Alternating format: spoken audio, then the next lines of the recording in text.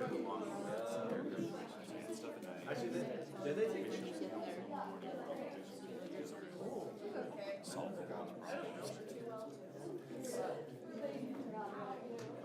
then you just had your normal day, right? Your normal day is this, and so when you add something here and add something here, it just felt like a long day. I went to bed early last night. I'm just joking. I was just joking.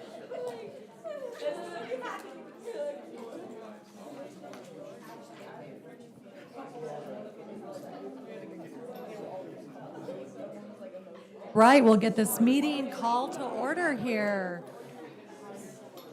Everybody, welcome to our Lindon City Chambers. We are now going to begin our Lindon City meeting here at 5:15 p.m. on May 18th, 2026, here in our Lindon City headquarters. We're grateful for all of you that are here in attendance, both in person and online. And my name is Mayor Carolyn Lundberg. I'll be presiding along with our council here this evening. We do have one council member that we're excusing this evening due to illness, and that's Councilmember Hooley. So in any event, we'll go ahead and get started. We will first have an invocation by our good Councilman Jake Hoyt, followed by a Pledge of Allegiance by our past year youth mayor, and we'll go to that point. Our dear, kind, and gracious Heavenly Father, we're thankful for the opportunity to come together as leaders of the city this day. We're so thankful for Lindon City and what it stands for, its beautiful place at the foot of the beautiful Mount Timpanogos. We're thankful this day for our youth council that has just completed their term of office. We're thankful for them as the future leaders of this city. Please bless them. Please guide them. We're thankful for this new group. Please inspire them as well. Father, we ask for thy Spirit to be here in this meeting, that we'll be able to make decisions according to thy will. And we say these things, Father, in the name of Jesus Christ. Amen. All right, thank you. All right, Venna Orm for the record, and we'll go ahead. All right, everyone please stand and repeat the pledge. I pledge allegiance to the flag of the United States of America and to the republic for which it stands, one nation, under God, indivisible, with liberty and justice for all. Thank you so much. All right, we will now have our call to order and roll call. I'll start here on my right. Jake Hoyt, present. Lincoln Jacobs, present. Carolyn Lundberg, present. Van Broderick, present. Steve Stewart, present. Okay, and as mentioned before, we're missing one, Councilman Hooley. Now, we go on to, at the doorway there are some flyers, and you can follow the agenda tonight if you like. And we have some really exciting presentations this evening. With permission of my council, I would like to introduce our new youth council maybe a couple items down so they can observe and see some of the workings of our council this evening before they exit to go do their planting project. If that's all right, council? Absolutely. Okay, do I need to make that a formal motion on that, or can we just have that as noted? I believe that's sufficient. Okay, thank you so much. All right, let's go ahead and then we'll first have an employee recognition award, and we're so thrilled to acknowledge Heidi Steck. So I'll turn this over to our city administrator, Mr. Cowie. Heidi, come on up here. We're going to make you... We get to embarrass you. You get to stand in front of everybody. So we have a quarterly employee recognition award that employees nominate each other and submit positive comments about their coworkers, and we review those as a committee, and Heidi was selected this quarter and literally had about a half a page of good comments about Heidi, and let me just highlight a few of the phrases here. She's always so pleasant on the phone. Heidi works at our front desk, so she takes a lot of phone calls from residents and customers and a lot of the walk-ins that come in for various issues. Always a cheerful voice on the other end of the line, a delight to work with, does things without hesitation when she's asked, very diligent, assists with anyone who asks, steps up like no other employee I've seen, always extremely helpful and friendly. Lots of really nice, good comments, and we appreciate Heidi and her work. And as part of this recognition, we got a $50 gift card for you. So this is like one of those high five moments. Yes, enjoy it. Thank you.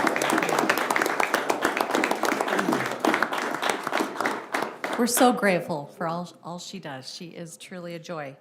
Okay, so next we're going to go on to our education mini grant presentations, and this is something Lindon City each year has a funding source of potential grants that we can distribute to teachers among our local schools to help benefit the different programs they might be doing in their classrooms that just need a little extra lift to have something extra special for the students here in our community.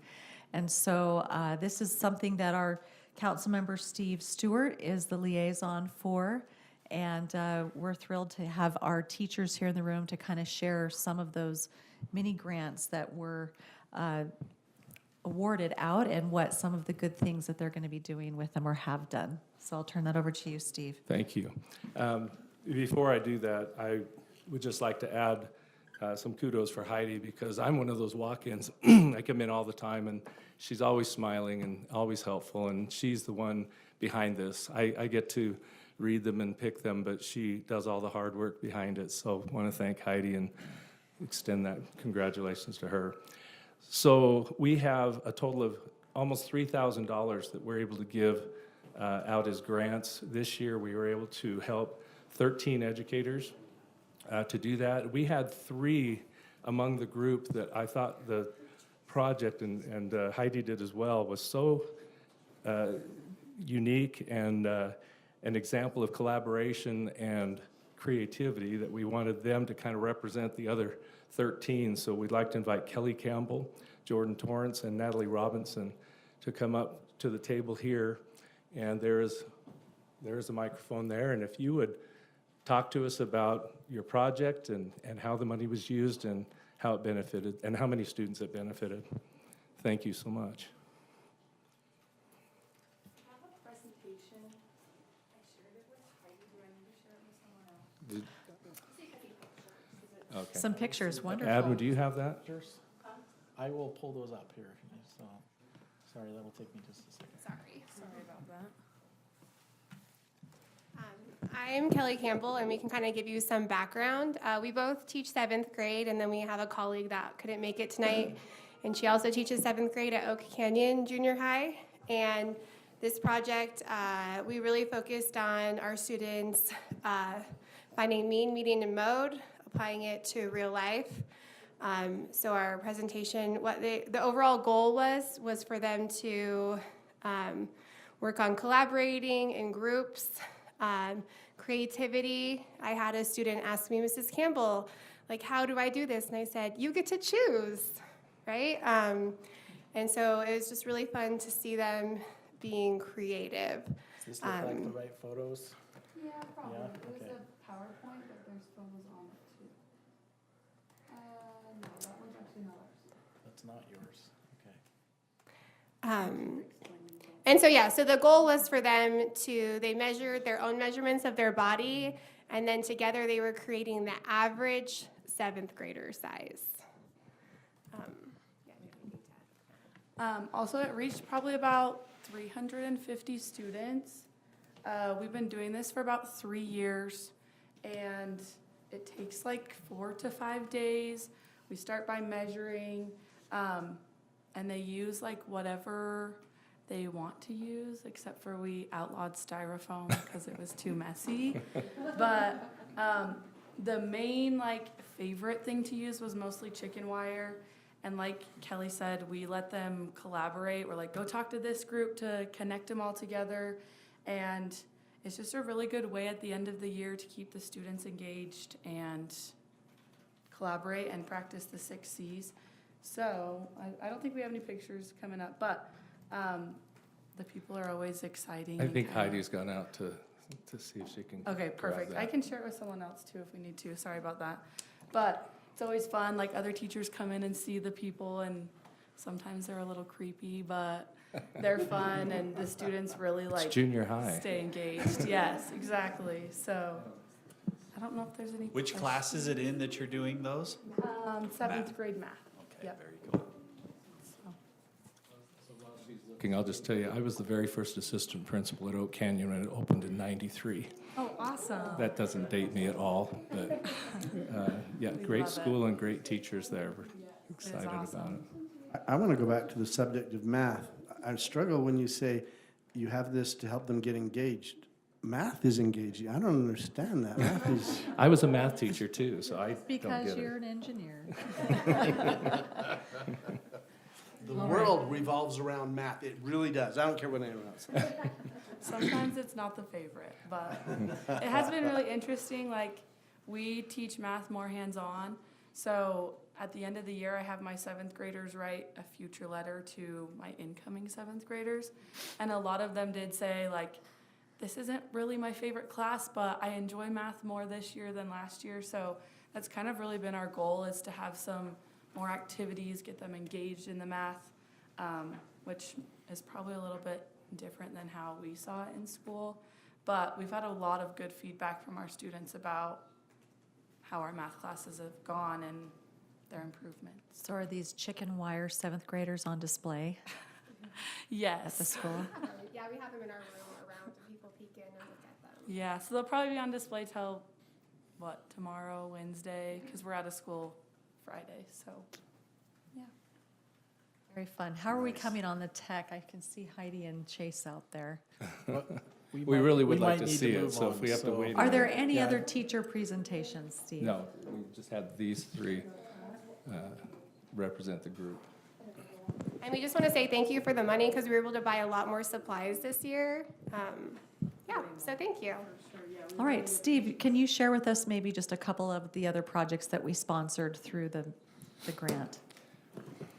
Sorry, As a I'm matter putting of him on the fact- spot. There's the 3.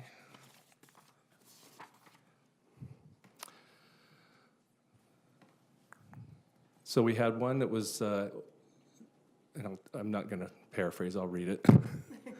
I would use the grant to help pay for supplies for science curriculum. Grabbing stuff from home or using our own money to buy supplies is not working out. Wonderful interactive activities and expenses add up. So all students have access to needed supplies to engage in the high level of learning they provide during science lessons. So that was a 4th grade core at Aspen. Another from Aspen, we are constantly trying to find ways to help students make better choices during the unstructured recess time. Many of the issues behavioral happen at recess, and they're giving children more positive outlet, and we're seeing less problems. So that was that grant. Sorry, and I'm just flying through, but one was for a field day activity.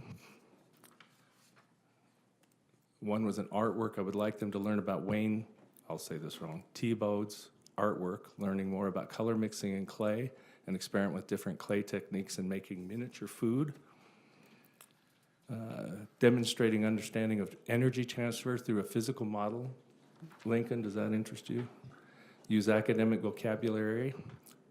Produce a bilingual written explanation of their work. Build teamwork, helping students find a group quick. Oh, wait, that's the wrong part. Oh, it's a PE. Did we find it? Is that it? Just send it to me. Oh, okay. I'll stop. You can keep going for a second. Adam's pulling it. Oh. I forgot where I was.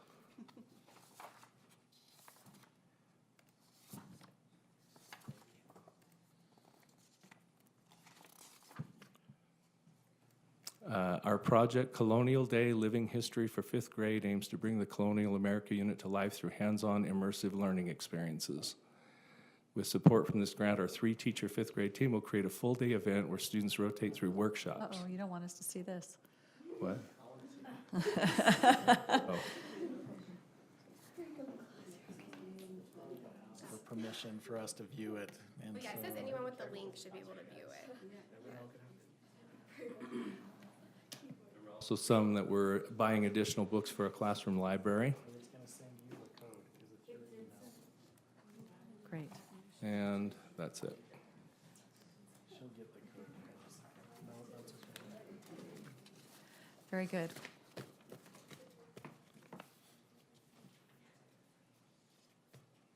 are all wonderful things. All right. We had forwarded some other pictures from, there was one from Aspen Elementary and one from Lindon Elementary that we had sent some photos to the council a few weeks ago when we Okay. received those, so. Great. We're grateful for the teachers and all they do. So thank you. And, all Are we going to try to grab this one more time? Are we kind of, Steve, that's your call. Did you want to wait and see if we can figure this out, or? I have one story to So- share. Go ahead. Okay, for buying time.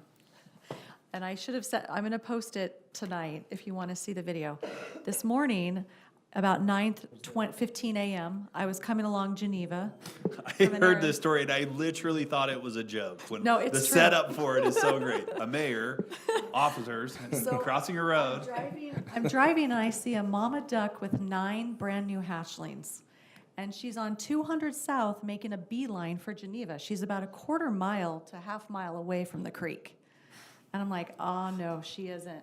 And there was traffic, people go 50 miles an hour. So I jump out of my car and I start following this mama duck and the 9 babies.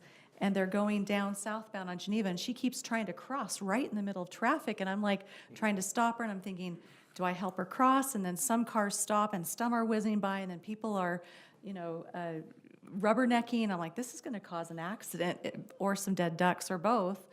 And so I called Chief, I'm like, hey, can you get me some officers down here? So Officer Clegg and Officer Firely came, and we had to kind of corral them and then get them to walk back up to the intersection to get around the gate so they could get down the trail to get to the creek. And they had their trucks flashing. We stopped traffic. The big train comes in to start loading and crossing the road there in the industrial for Pacific Steel. And the train's there. We stopped traffic. And Clegg and I just corralled that mama and the 9 babies across the whole lanes in front of everybody. And then we get them down the trail. And I swear, Officer Clegg, he is a duck whisperer. Because that mama duck was just, he was in the lead. And she's following him, and I'm behind at the back. And we walked like a quarter mile all the way down, and we have a happy little ending. We got to the creek, and they all got in the creek. So this is a really good story for our youth council, because you're thinking, government is this. No. This is part of government. So there's a place for everyone. What did you hear about that, Jay? No, someone said a mayor, 2 officers, and then some ducks cross a road, and I'm like, this is a setup for a joke for sure. But no, that's the same story I heard, and awesome. I'm not surprised. Our mayor always goes above and beyond. So the citizens cute. and the duck citizens of Lindon are safe tonight. It was Crosswalk. I couldn't get her to corral in the crosswalk exactly, but that's why the officers were there to shut down the road, so it worked out. I Do we think have we've done a everything good okay? job here, so I think we're ready. Okay, let's go. You tell me when to You move can kind forward. of go through them. This is just the measurements, the students measuring everything that they needed to do. This is them planning, drawing out how they wanted to build it. All of our supplies that we appreciate from Lindon City that we were able to get so much. This is the process of building. Problem solving, figuring out, a lot of times they'd be like, we're done, and we'd say, how are you gonna connect it to the body, or how are you gonna make it move, or whatever, those kind of things, so problem solving. This one group used PVC pipe, which was awesome, that must have been a different class, but, and then here's some of the heads, they get very interesting. If you go to the next one, I think there's a few more pictures of the heads. Oh, is that it? That's me. There you go. So now we're putting the people together. Here's our heads. One's missing a nose. There's certain groups that do certain things. So the head group builds the head and then attaches the nose. And here's our finished product. Wow. Nicely done. I could not tell them apart. Thank you so much. Guys, we appreciate Thank you, teachers.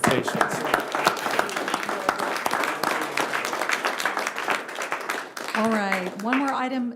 Let's go on to community action presentation. So these are representatives from Community Action, and they're going to give an overview of the housing and food insecurity trends affecting our Lindon residents. Please go ahead and introduce yourself there at the microphone.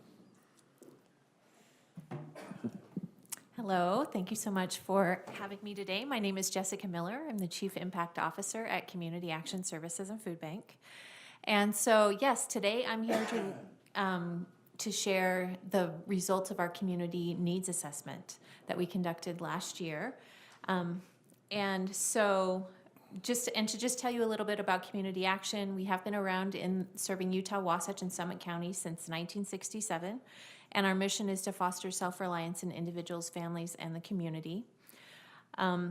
And in the needs assessment, in this process, we did some focus groups. We also surveyed the guests that come to community action, as well as surveyed a wide variety of data sources as we looked at what the needs are in our community. And this is something that we do every 3 years, just to make sure that the services and programs that we provide, the partnerships that we engage in, are actually addressing the needs that are in our community.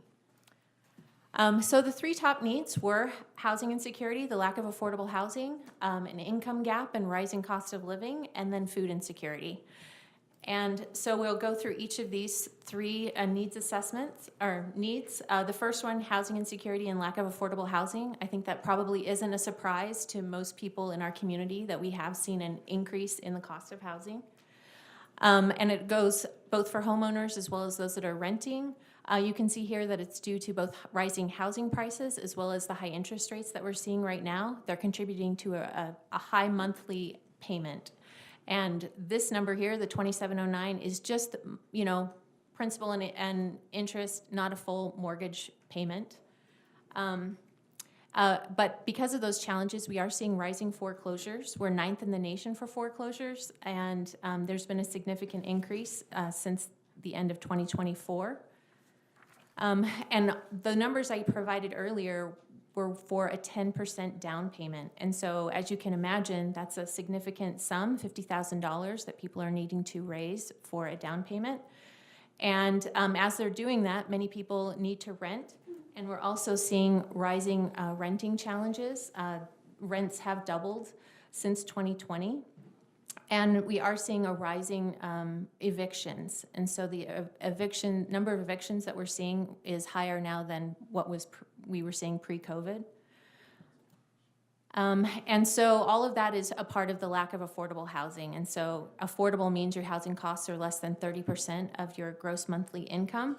And so at a $1,600 rent, that would mean your monthly income would need to be $5,333 a month.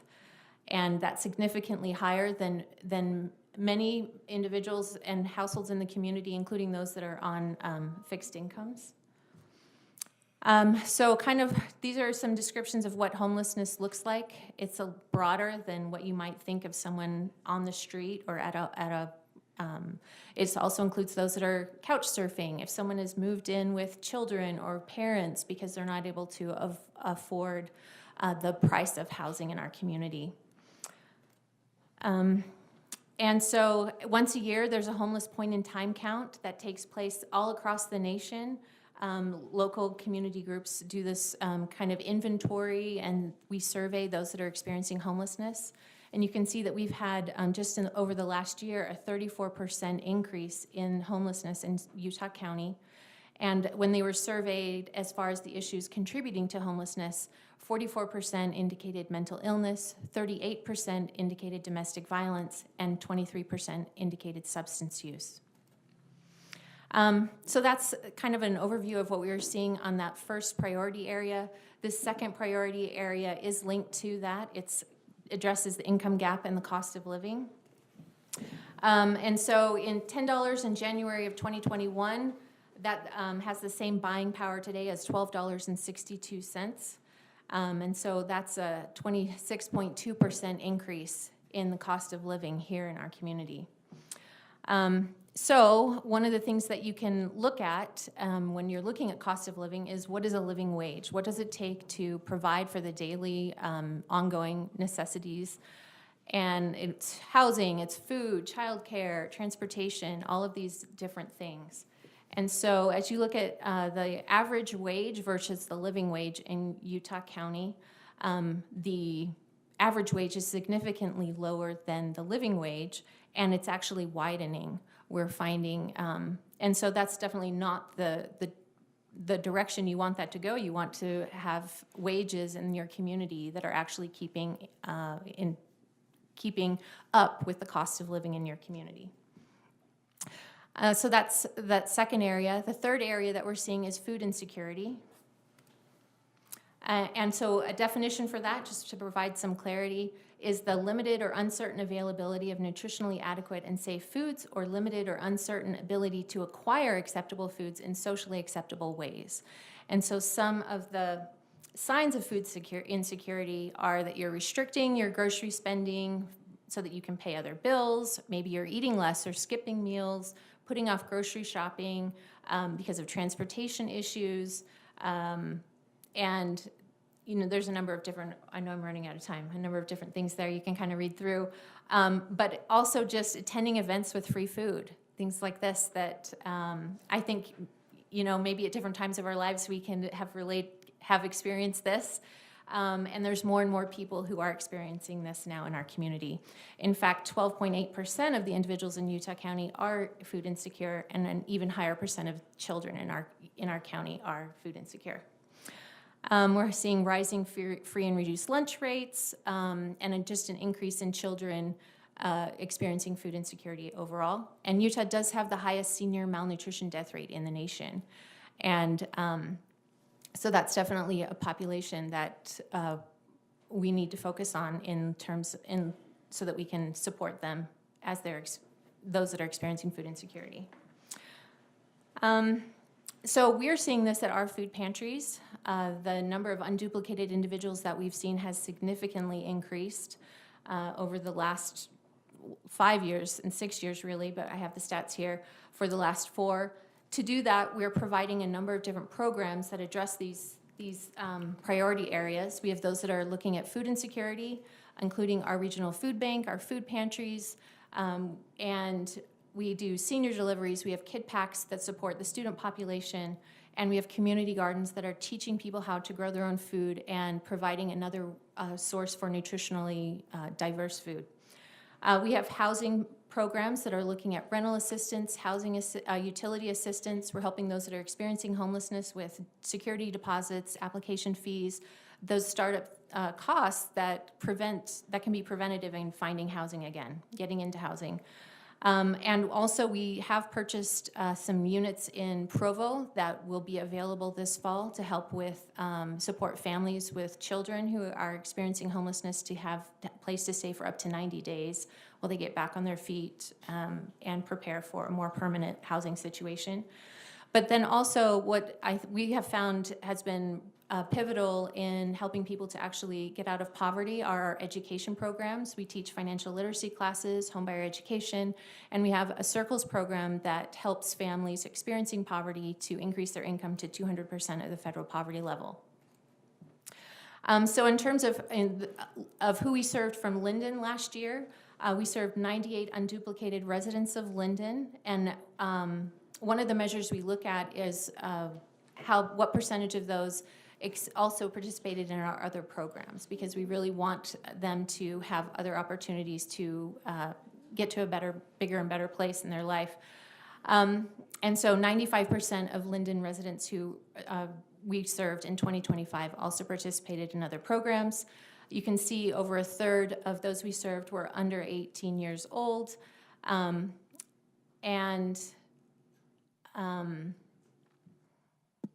You know, I pulled this up because I did not wear my glasses. Just 1 second. So I read off the right numbers here. The majority of those that we serve do rent, and there was a percentage that were experiencing homelessness.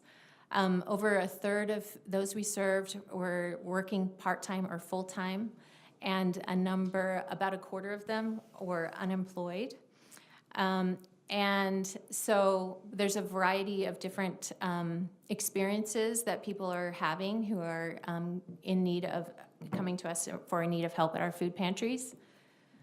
And so for us, as we're looking for the future, we are looking to support policies that increase the affordable housing stock, expand partnerships and supports for those experiencing homelessness.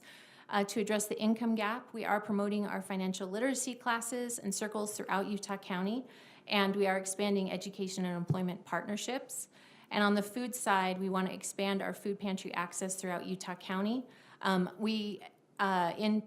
until 2020, the end of 2024, we actually had a food pantry in Orem that, due to the location issues, we needed to, it's no longer open.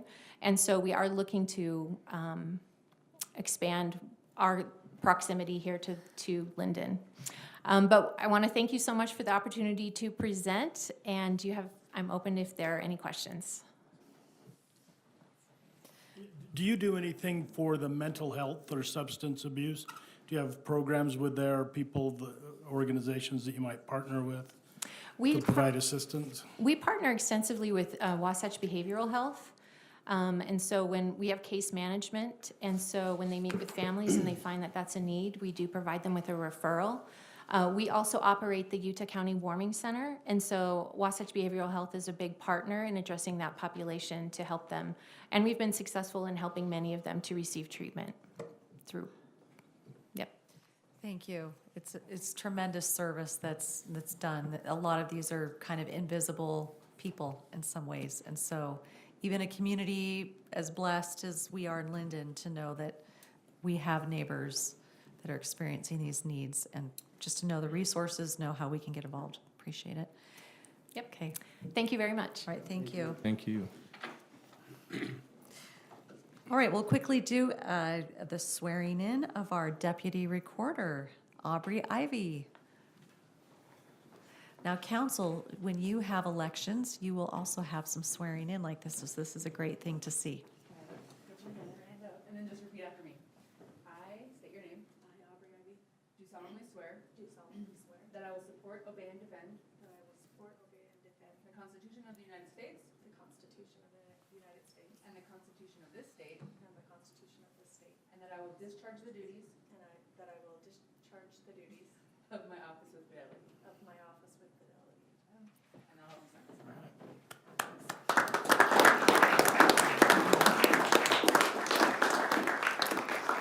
All right, now we'll move on to the reason we have all these young people in red shirts here. We're very excited to introduce to the council our new youth council for 2026 to 2027. And I'll turn this time over to our liaison advisor on the council, Steve Stewart. Thank you, Mayor. I appreciate it. This is our 5th year, and it was remarkable to see the progress that's happened within the Youth Council. Mayor had some vision a while back to start this council, and we're now to this point where we have started with 12 and 13 members 5 years ago, and now we're up to 22. We have 18 of the 22 here, and we want to introduce them to the council and to everyone else. I know the council members here are envious of my responsibility. They wish they could wear a red shirt like this. I know, Jake, you definitely want one, but We do. We were just talking about that. I know. I'm not kidding. it's not going to happen. So I'd like to introduce these members. We have just completed our previous group, and they have moved on. Some of them will be back next Monday for our Memorial Day program, but this group will be there as well. And that is kind of their first official act to be a part of that. So as I read your name, if you'd stand, and then once you've stood, if you'll come over here, we'll end up getting a picture. So the first two are John Abachi and Vincent Abachi, who could not be here tonight. Evelyn Carter. Come on up, Evelyn. Danielson.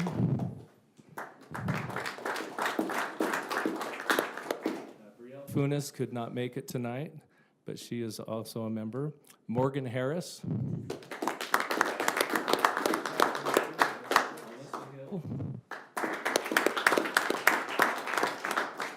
Hill. David Jensen.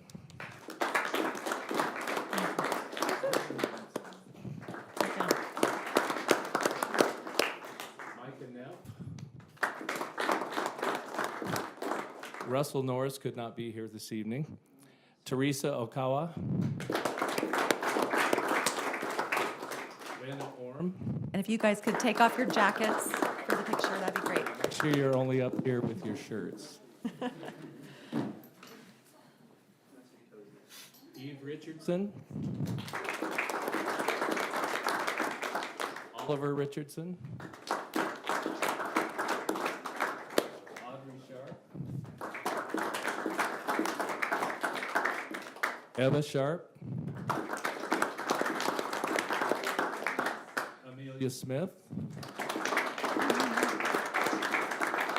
Morgan Stone. Auburn Warner. And last but not least, Ruby Warner. Have our advisors come up. We have two fabulous community advisors who've been amazing. So Sharon Drake and Lindon. Let's do. All right. Go ahead and get a picture here with our new youth council. We're not wearing red. Can we be in the picture? As long as you can see over Micah. Yeah, Micah. What? Morgan, get down here. Micah, go move up. Wait. I was just fine up there. Micah could not see. I mean, you couldn't see over Micah. I was in a window this way. I kid you not. I was like this. Look up. Okay, come and close. Your teeth. The neighbors asked you to turn your shoulders. Stand on my toes. Okay. Me? No.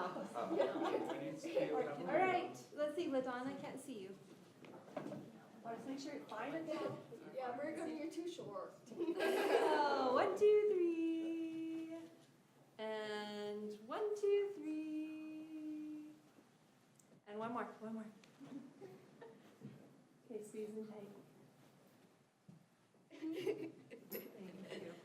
All right, guys. They're too short. They couldn't see.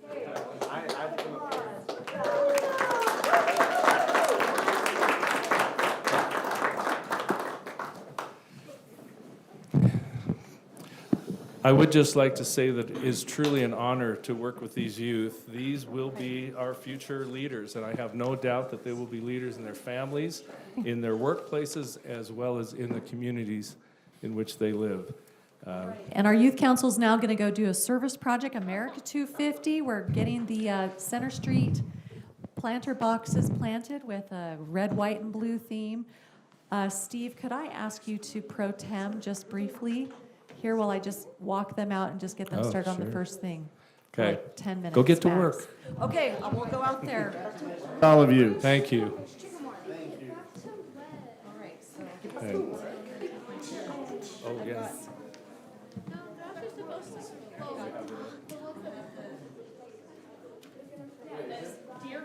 Is it the ones that I planted? When I had my dirty soda. Okay, we'll now move to item 3, open session for public comment. If I could have a motion to open a public session. Yeah, we don't need a motion. There's no motion? So, yep, just anyone that's I here. blew my first opportunity. Yeah.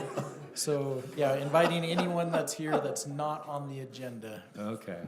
for an item not on the agenda. For items not listed on the agenda, please approach and state your name and write your name on the list if you will for us, please.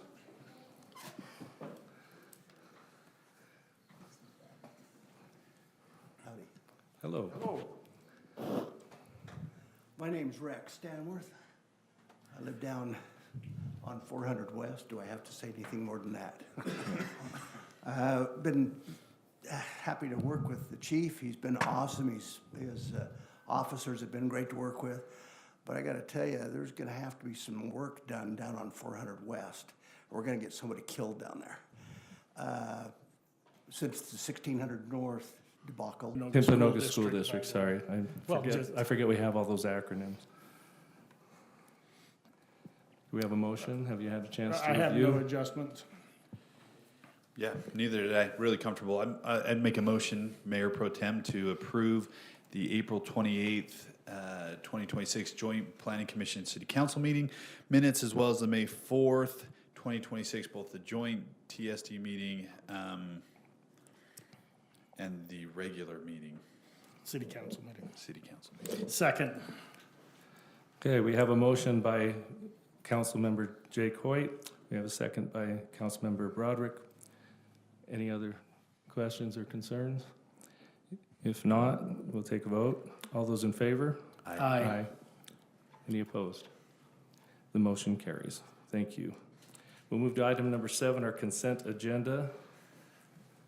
So all of these are really quick items. I'm gonna just give you the quick highlight, and you can make a motion to approve all of these at once on that consent agenda. So the Provo River Water Users Association, this is a contract agreement that we've talked about, that 5 cubic feet of capacity in the Provo River Aqueduct. This just formalizes that Central Utah Water is transferring that 5 cubic feet of space to Lindon City.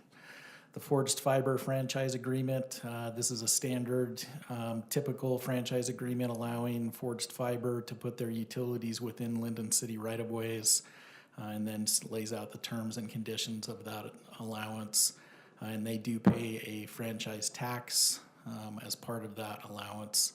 On the trail easement at Mecca Holdings, this is a trail just behind some of the canopy buildings right here. There's an existing asphalt trail that kind of went down, and then it made this jog at the end, and this straightens the trail, puts it through here. It's actually been rebuilt and repaved and relocated, and so this trail agreement vacates this little section of a trail easement and puts it right there, so they're able to then build something in this area.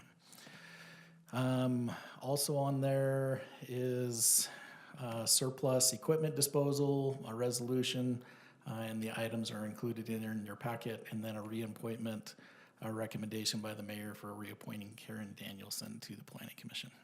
Okay. Thank you. Any questions on any of that? All good things. If there aren't any questions, then we'll, Yeah, I'll move to approve the consent agenda items as presented. Second. I ran that trail 2 days ago, and it shocked me that it was straight. Oh, It caught me off good. guard. I was like, wait a second, this has changed. Makes all the sense in the world. So do the other ones. okay. We have a motion by Councilmember Hoyt, seconded by Councilmember Jacobs. All those in favor? Aye. Aye. Okay. Any opposed? That motion passes. Okay, we'll move to number 8, recess to Lindon City Redevelopment Agency meeting, our RDA. Do we have a motion? Excuse me, I make a motion to recess the Lindon City City Council meeting and convene with the redevelopment agency meeting. Second. We have a motion by Councilmember Broderick, seconded by Councilmember Jacobs. All in favor? Aye. Any opposed? Okay. So we do have some minutes there, so, sorry, call to order would be first. Okay. So we'll have a call to order, starting to my left. Van Broderick present. Steve Stewart, present. Lincoln Jacobs present. Jake Hoyt, present. Okay. We'll move to approve the minutes of the regular Lindon City Redevelopment Agency meeting of May 4th, 2026. If nobody has any comments, I'm happy to make that motion. Okay. Do we have a second? Well, I move to approve the minutes of the regular Lindon City Redevelopment Agency meeting of May 4th, 2026. Second. Okay, we have a motion by Councilmember Jacobs, seconded by Councilmember Broderick. All in favor? Aye. Okay. I make a motion to open a public hearing. Second. Okay, we have a motion to open a public hearing by Councilmember Broderick, seconded by Councilmember Hoyt. All in favor? Aye. Okay, public is open. Okay, so this is the proposed budget for the RDA. As you can see with the changes we made 2 weeks ago, there's nothing proposed for next year for 3 of the districts because they are inactive now. And then for the other 2 districts that are active, as well as the affordable housing funds that are accruing from those active districts. Those are the proposed budget numbers.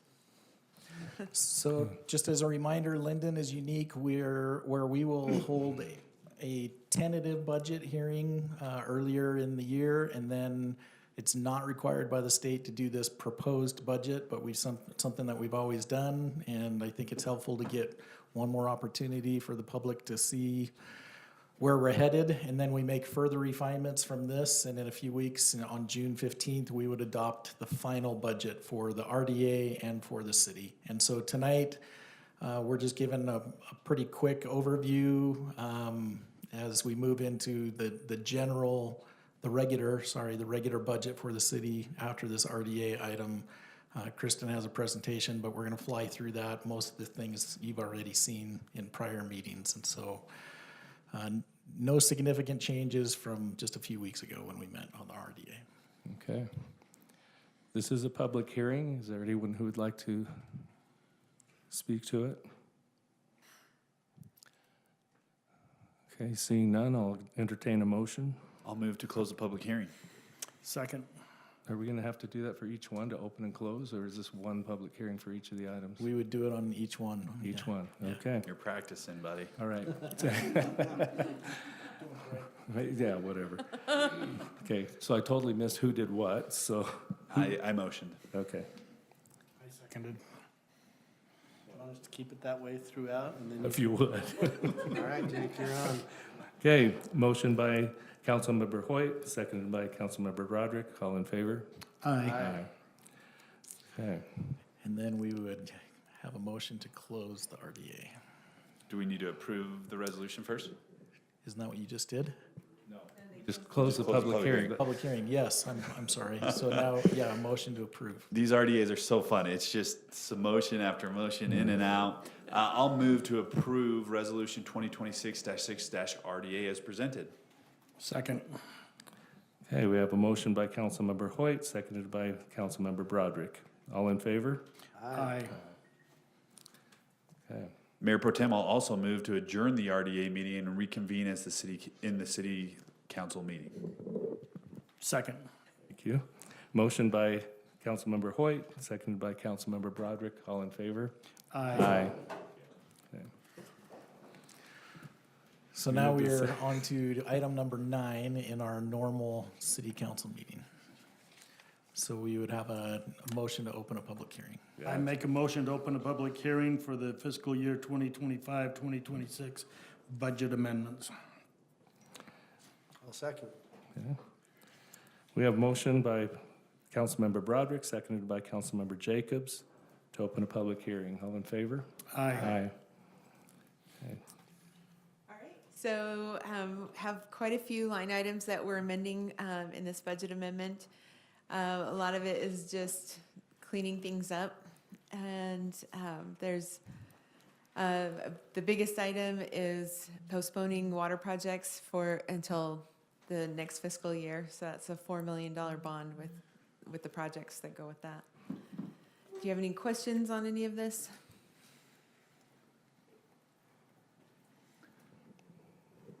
Where's our park tax revenue come in? It comes into, there's a park tax fund, so Sorry, how's it above, below, where we thought? right on, Right on. yeah. I feel like we're getting pretty good at that. We had a lot of years where it shocked us in Yeah. the positive, which was great. Yeah. Yeah, as long as it doesn't shock us. In the wrong direction. Yeah. Great. Okay. Any other questions? This is a public hearing. Anybody would like to address this item? Seeing none, I'll entertain a motion to close the public hearing. I'll make a motion to close the public hearing. Second. We have a motion to close the hearing by Councilmember Hoyt, seconded by Councilmember Broderick. All in favor? Aye. Okay. And thank you always for your presentation on this, of what the proposed budget is, what the difference is, what the amended, that's very helpful. So, Yes, thank you. Okay. Are there any other So- questions or comments? Yep, if there's nothing else, there's a sample motion there. I'll entertain a motion. You staying with the flow, Jake? You You don't have to. Speaking of Or I can do flow, You it. do not have to do that. sewer rates. We'll When talk do you about think we'll that. have those? We're going to talk about that. This is the budget amendment for the current fiscal year, Oh, and that's then on we're the going to next talk one. about the Okay. next fiscal year's budget. Gotcha. I'll hold off on that question. I move to approve Resolution 2026-16-R as presented. Second. We have motion by Councilmember Hoyt, seconded by Councilmember Broderick. All those in favor? Aye. Yeah, it passes. We'll move to item 10, a public hearing on the adoption of fiscal year 2026-27 proposed budget. I'll entertain a motion to open a public hearing. I make a motion to open the public hearing. I'll second. We have a motion by Councilmember Broderick, seconded by Councilmember Jacobs. All in favor? Aye. We have a public hearing is open. If we can go forward to, I think it's page like 95-ish. Let's see. Schedule, Um, or sorry, utility rates? I want to go to the next one after that. Yes, this one. So we are going back to proposing a 7% increase for base and 10% increase for usage. But Noah, our city engineer, is working on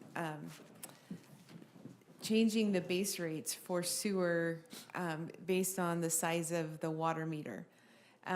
This is using multipliers provided by the AWWA.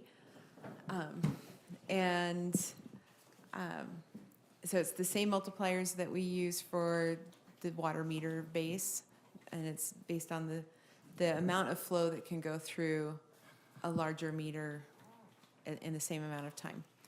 And so with more water coming in, then more water can go out. And so the base rates that we're looking at would have these multipliers on that are similar to water meters. We're still looking at it, so this isn't necessarily. This is a placeholder. It's a placeholder, yes. So then if you go back 2 slides, looking at a sample utility bill for a customer who uses, a residential customer who uses 8,000 gallons of culinary water on a 1-inch meter, has pressurized irrigation, 1 garbage can and 1 recycle can, and lives this side, what is this? West of the North Union Canal, then their bill would be about $8.59 higher. The sewer part is about $5, $6 more. So it's not the huge hike for residential. It would be customers with larger meters that would be seeing more of a hike in the sewer rate. Who are those customers with larger meters? Like, if you go back to that page and kind of help us understand who some of those would be. Schools and churches, that would be Industrial like around a users. 1.5, 2 Are there some inches. residential in that 1.5 range or no? Maybe you can count on one Not- hand. 95% are gonna Yeah. be a 1-inch meter for Okay. residential. I'm trying to think, when would someone have a larger one? Is it? If years ago they had requested more because they had lots of acreage that they were Okay. trying to cover, but that might be the only thing I can think. Okay. Yeah, we may have a handful Large of industrial. home. Do we have any with an 8-inch? No, I Okay. don't think so. He's also looking at potentially, I don't know, did you bring up the zones, different billing zones? I haven't yet. Where we do similar with culinary, if you're further up the hill, we have a different base rate because we have to pump that water up into our storage tanks further on the hill so that it can flow down to those residents. And so the reverse of that, on the lower end of town out towards the lake, we have sewer lift stations that the sewer, when somebody flushes, it goes downhill, so it's going to the low spot. It's having to be pumped back up to about where the freeway is where we discharge then to Orem, and then from there, it goes to another couple of lift stations to actually get clear to the treatment plant. And so he's evaluating whether or not we look at different billing zones to help those that have to have their sewage lifted multiple times to pay for the power, the maintenance and operation and replacement of those sewer lift stations. Right now, everyone is subsidizing those sewer lift stations, but not everyone technically needs to use it. So that's something we've looked at. How different zones get pumped at different amount of times? I'm Yeah, curious what so zone, give me an example of a zone that would be more expensive versus less So expensive. this would be if you were in the Anderson Farms neighborhood, the Ivory development. Their sewage goes to that new sewer lift station number 7, and it's pumped from there to 800 West. To 200 South, and then it's pumped again to 800 West. And so it's lifted at least twice. And so we would look at that potentially there would be rate changes for them to help pay for the cost of those pump stations. Right now, everybody else that gravity flows is, their base rate is subsidizing those lift stations essentially. But they're not technically using them. So currently culinary water has different zones. Do the pressurized irrigation have different zones as well? For billing, they do not right now. Okay. And our sewer does not have different Correct. zones, and we're looking at We're possibly evaluating. implementing a zone so that those who are experiencing that greater cost to get sewer lifted So are they- the ones they- that are paying for that. Yes, And that's trying to help reduce it for those that don't it need. could, Right. yeah.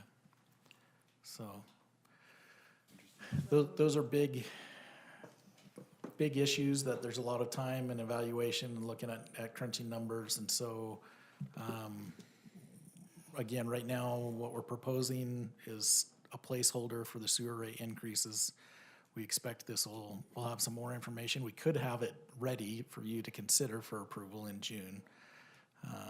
But we're not certain if we'll have that. So for the record, we haven't actually said why the sewer rate's going up so much. So tonight in this meeting, Orem treatment plant, all of Lindon sewage goes to the Orem water reclamation facility.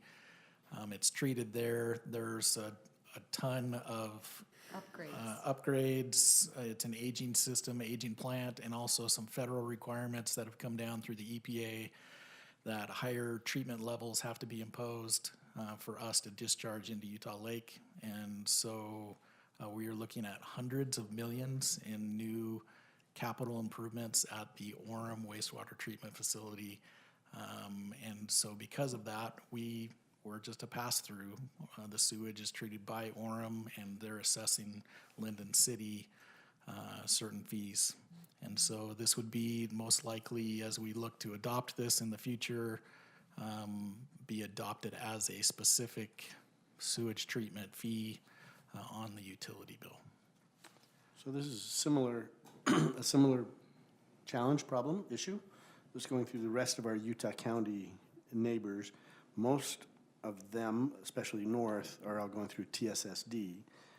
Today in our North Point Solid Waste Board meeting, this came up a lot as we were discussing other increases, and they were all discussing how TSSD is also increasing significantly, I'm sure. 100% over 5 years. They already are well on their way into that through the years. So I provided those stats in an email and then mentioned them at the last council meeting. But back to council, when staff puts together the data on the different potential zones, I think we need to keep in mind there could be a philosophical argument that everyone's receiving, residential household sewage system treatment, and do we want to just say it's, an even Stevens across the board for everyone with, not rather than assessing higher what could be perceived as a penalty just because they live in a different part of the city at a different elevation.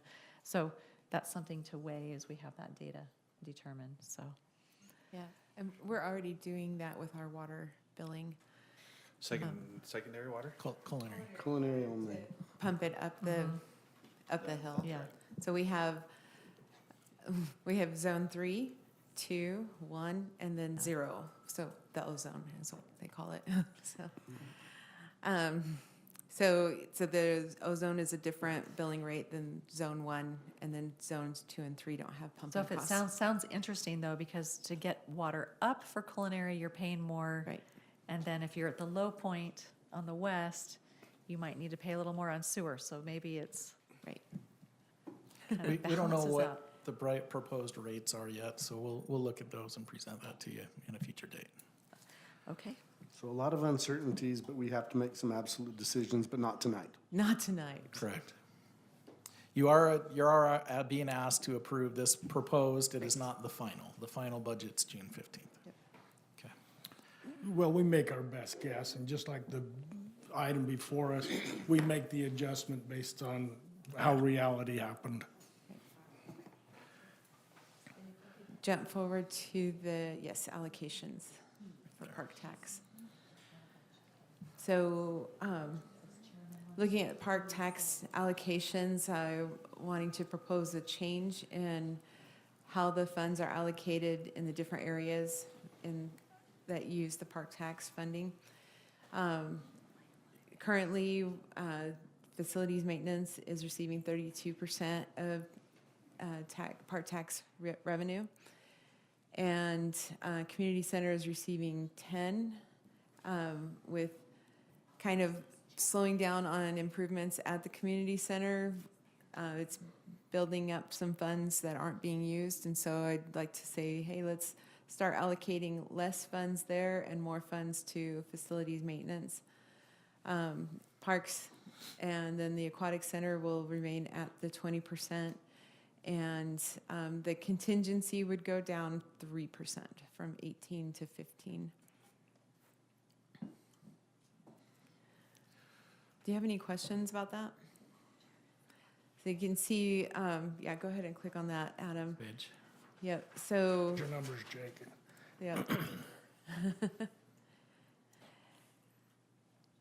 So you can see how that translates into money. Going down to the bottom with those green lines, the facilities maintenance is using up the last of the funds this year, and it will start using contingency funds next year.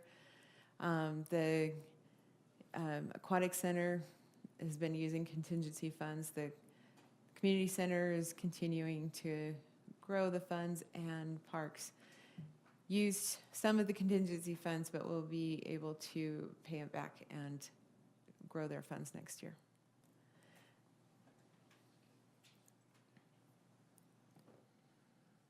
all right. Any other questions? All right, thank you.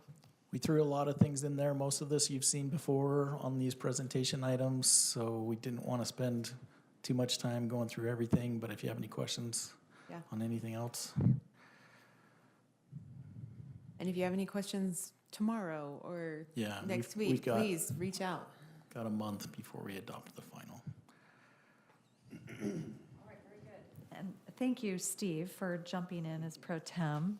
Last minute, I appreciate you taking charge of the meeting. Thank you. Oh, All sorry. right, so that concludes item number 10 then. It is a public hearing, so we would invite the public to make any comments at this point. All right, seeing none, I'd entertain a motion to close the public hearing. I make a motion to close the public hearing. I'll second. Motion by Councilmember Broderick, seconded by Councilmember Jacobs. All in favor? Aye. Mayor, just one more thing, just to bring to your attention. Orem, we contract with Orem for our fire and EMS and dispatch. As far as dispatch, Chief Brower and I had a meeting today and then a few prior to today where we've met with our dispatch providers are currently it's currently through Provo. Provo has a dispatch center in their new city offices, and Orem contracted with Provo. We were contracted with Orem, so our dispatch went to Provo's facility. They've given Orem a significant proposed increase this next fiscal year for their dispatch services, and so we have actually gotten bids through Central Dispatch, which is located down by the county sheriff's complex.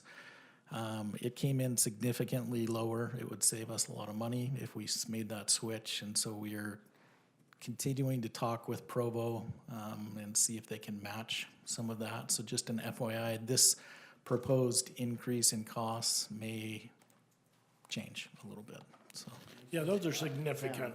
Down, hopefully, go down. yeah. So just an FYI. The rest of Utah County minus, excuse me, Provo, Orem, and Lindon, isn't everyone else on the central dispatch? I believe Springville and Mapleton are combined. Springville has its own, is that correct, Chief? Springville has its own dispatch center. But other than that, I think All of that's Utah correct, County is on so. central dispatch. And Sheriff's cen- office use central? yeah, and they include part of GUAB as well, GUAB County and cities. And is there, Chief, is there value in, and maybe this isn't the time to discuss this, but you're talking about it, is there value in belonging to the group that has more cities on it? Does that help you as you function at all? I had an interesting conversation with someone today, and they said that if you make a phone call via your cell phone and it pings off the wrong tower, you might get transferred to the one that's actually where you're located. Correct. And that bothered me, thinking of, I'm sitting there doing CPR on someone and I'm told to wait, even if it's, 4 seconds, tell my story again. So I just didn't know. Yeah, correct. That's a common thing, depending on where you are. Certain sections of I-15, you could be rerouted to Central or Metro, Provo dispatch. Usually if it's something immediate, they'll handle it while they're trying to patch you through. So if it is CPR, they'll help that process till it's patched through. There's a level of service, right, you get, and we're satisfied with the level of service. It's just, is it financially more that way? Having been previously experienced with Central Dispatch, their level of service, I think, is comparable. So we just need to look at those numbers and go from there. But as far as, yeah, you could be rerouted. Anybody could be rerouted from a tower, cell tower, to a certain dispatch, and then it can be transferred. So it does delay some of the incidences we see.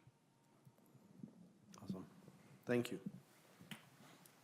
All right, wonderful. Okay, so moving on now to item number 11. This is a review and action regarding the Utah retirement systems. We need a We need motion. to, Oh. yeah. Oh, sorry, we do have a motion on that. My apologies for the public. Okay, adoption of the proposed budget. I move to approve resolution number 2026-17-R as presented. Second. Motion by Councilmember Stewart, seconded by Councilmember Jacobs. Any further discussion on the motion? All right, seeing none, I'll call the vote. All in favor? Aye. All right, so adopted. Thank you. All right, now we are on to item number 11, and I'll turn this over to staff to explain what the URS pickup contribution. This has been a hot topic among our sister cities as a means to hopefully retain some staff. So we'll go ahead and. So a number of years ago, URS is the Utah Retirement System. They required some additional employee-paid contributions into the retirement pension system to make sure that they have enough future funds to pay out all of the retirees at the expected rates. For Tier 2 employees. Thank you. And this is, so Tier 2 is anybody hired after 2011. Is a Tier 2 if you're full-time in the system and in the retirement system. And so Lindon City entered into an agreement in 2024. We passed a resolution and committed to pick up the additional contribution that was required by URS for public safety employees. And we committed to do that in perpetuity from that point moving forward. At the same time, we had a discussion about covering the mandatory increase for non-public safety employees and felt like that was equitable. If we're going to do it for public safety, we should do it for other employees as well. We went back and listened to the minutes and looked at the recordings there. It wasn't quite clear if that was intended to be perpetual, that we would do this as budget allows. This doesn't commit us forever. So what we did is we drafted this resolution that just spells out what we think the intent was in 2024, that the city would cover that additional contribution for all employees, not just public safety. And it's stipulated there that this is as budget allows, this could be changed or altered in the future. Any other thoughts? Yes, so there's legislation that says that we can pay on behalf of the employees as the city for public safety employees, but then says we cannot do that for non-public safety employees. So since we can't pay URS directly those employee contributions, then what we're doing is we are reimbursing employees what is coming out of their check and going to URS. Yeah, they're taxed on their contribution that's mandated that they have to submit. And so then we would pay them back quarterly for those contributions. So Wait, they're not taxed, they're not paying they income are tax. taxed on this. They're income taxed on their contribution? Not on the contribution, so they have to. when it comes out of their paycheck and goes to URS, there's no tax on that. Right. But when we are reimbursing them, then it's getting taxed. So it's. Because then it's because becoming it's- a benefit, an additional Right. benefit. Right. Yes, URS considers it additional pay.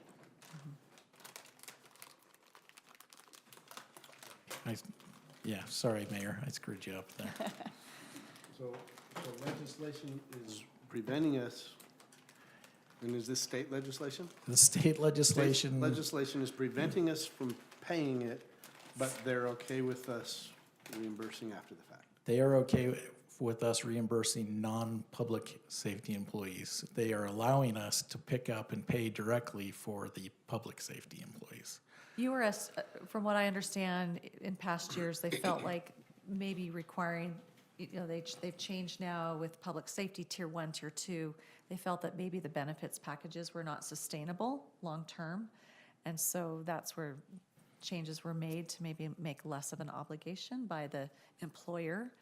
But I think what a lot of cities are finding, especially in the public safety realm, is if they're not just picking up those newer employers that are now in the tier 2 version. Tier 1 is the grandfathered in folks who have been longer time employees. They're not an issue. It's as we hire new people, especially in public safety, if they're not, they're aware of this and they'll shop it as they are potentially looking at jobs with other cities. So for example, Saratoga Springs has not been paying it. American Fork, I know it's just a big buzz right now. They're having a lot of difficulties hiring their public safety people. I think we made the right decision just covering it when we did. But now, do we want to also retain our good talent that are affected that are not in the public safety sphere? So I guess that's the issue at hand.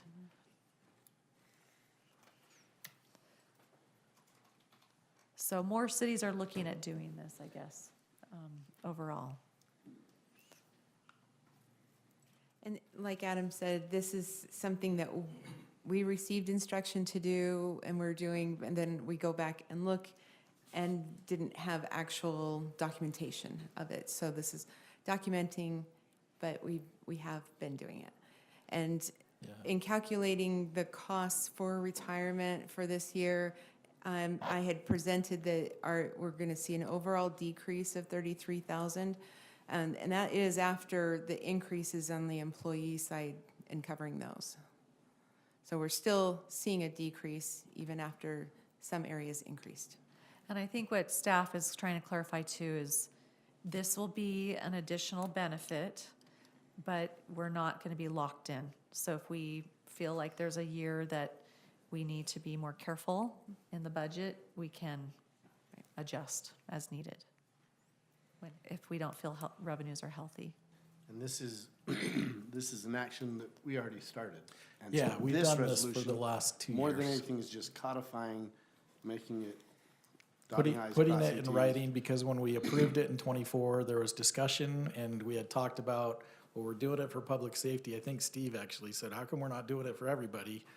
And so we discussed it, implemented it, and then as we looked to work it into the budget this year, we were going back to make sure, was this intended to be ongoing? We couldn't put our finger on that. And so this- Established a limit. Yeah, Yes. so we couldn't find it, yeah. So this resolution just codifies and puts it in writing that this is what the intent was.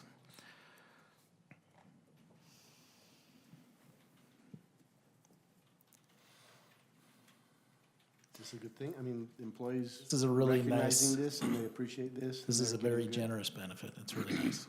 Yes, it's a good thing we've been doing it. And again, at any point, based on budget, looking at section 1.1, if things become difficult, that can be altered. Yeah. Okay, I'm happy to make a motion if there's not other discussion. All right, please do. I move to approve resolution 2026-18-R as presented. Second. We have a motion by Councilmember Jacobs, seconded by Councilmember Stewart. Any further discussion on the motion? All right, seeing none, I'll call the vote. All in favor? Aye. Great, thank you. All right. Corbridge family waited so patiently. We will go ahead and begin now item number 12, which is a concept plan review of Dunn's Cove. So we'll have this first. You're welcome to come forward, and we'll go ahead and have Mr. Florence present their application Okay. of the concept. I think I traded voices with you. Not as bad as yours. Did yours come back? Yes, it's much better, thank you. So Mayor and council members, thank you for letting us present this. The Corbridges have last week, or no, a couple of weeks ago, presented to the Planning Commission a concept plan for the property, that triangle piece next to Walmart. They're proposing a townhome development. When they first presented this to the Planning Commission, they were proposing 34 units. They've, since receiving feedback from the Planning Commission, they've now reduced that to 27 units. And this would be for a townhome development. This has been a difficult property to develop. It doesn't have frontage. We rarely receive inquiries about developing it. And so, I think we keep that in mind, but for something like this to move forward, you would have to create a new zone. We don't have a zone for this. With that planned residential development zone that we used for Tilia Court and Songbird Cove, that wouldn't apply at this current density or the acreage, because you have to have 1 acre or less if it's just a townhome development. And then the acreage is maxed at 10 units per acre for that PRD zone. And so you'd need a new residential zone, because it's currently zoned general commercial. You would also need to write a new zoning ordinance as well for this. Couple just kind of 30,000 foot level things, items or specifics to this development. The density is at 18 units to the acre. The plan that was presented to the Planning Commission was, here's the Planning Commission plan. Let me zoom out. So it was 23 units to the acre. This new plan is 27 units to the acre, 27 units, 18 units per acre. There's a total of 99 parking spaces, units 1 through 8, and then 21 through 27 have space for 2 cars to park on the driveway. All units are 2-car garage units. When this was presented to the Planning Commission, there were 3- and 4-story units. They've now decreased that to 3- and 2-story units as it gets closer to the residential projects. I've provided you some comparables with Songbird Cove, Tilia Court, Anderson Farm townhomes at their densities and their parking numbers as well. Those projects all have 2-car garages and 2 parking spaces on the driveways. This Y kind of turnaround here doesn't quite meet fire code, so that's something they would need to address. It's not an approved turnaround, and so if you were to move forward on this, that's something they would need to work with the fire department on. They are looking at developing these as owner-occupied units. In your staff report, I've provided the Planning Commission feedback. So the Planning Commission discussed density and parking, land use and compatibility, and then building design, mainly about the heights and the size of the units. So the developer gave some additional responses that are in your packet as well, and they'll go through those in their presentation. Again, these concept plans are for just general feedback. You're not voting on anything. And so I'd be glad to answer any questions if you have any for me. If not, then the Corbridges are prepared with a presentation as well. Or is there anything you would like to add? Yes, thank you. First off, I just want to say it's an eye-opener to come to a city council meeting again and see the breadth and depth of issues that you have to deal with, and utilities and budgets and so forth. And so it's so thank you for what you do on behalf of the city. It's impressive, the service you render and all the things you have to deal with that most of us are oblivious to. So thank you for that. We appreciate this opportunity to talk with you about this site. It's at least in our opinion, it's a rather unique site. You're familiar with the location. It's next to Walmart on one side and the backside of Czech City and the other commercial on the east side. And so it's a triangular piece. So 2 of the 3 sides are commercial or about commercial uses. Looking at that, the fact that this has been on the market now for 23 years as commercial and nobody has been able to develop it and make it work, we started looking at it and saying that we had to look at this at a different land use, otherwise it's going to be there for another 23 years. It's an ideal transition zone for residential, going from commercial to higher density residential to lower density residential. And so for all those reasons, we felt like it was justified to come and visit with you about what could we do here to develop not just housing here, but housing that might be affordable.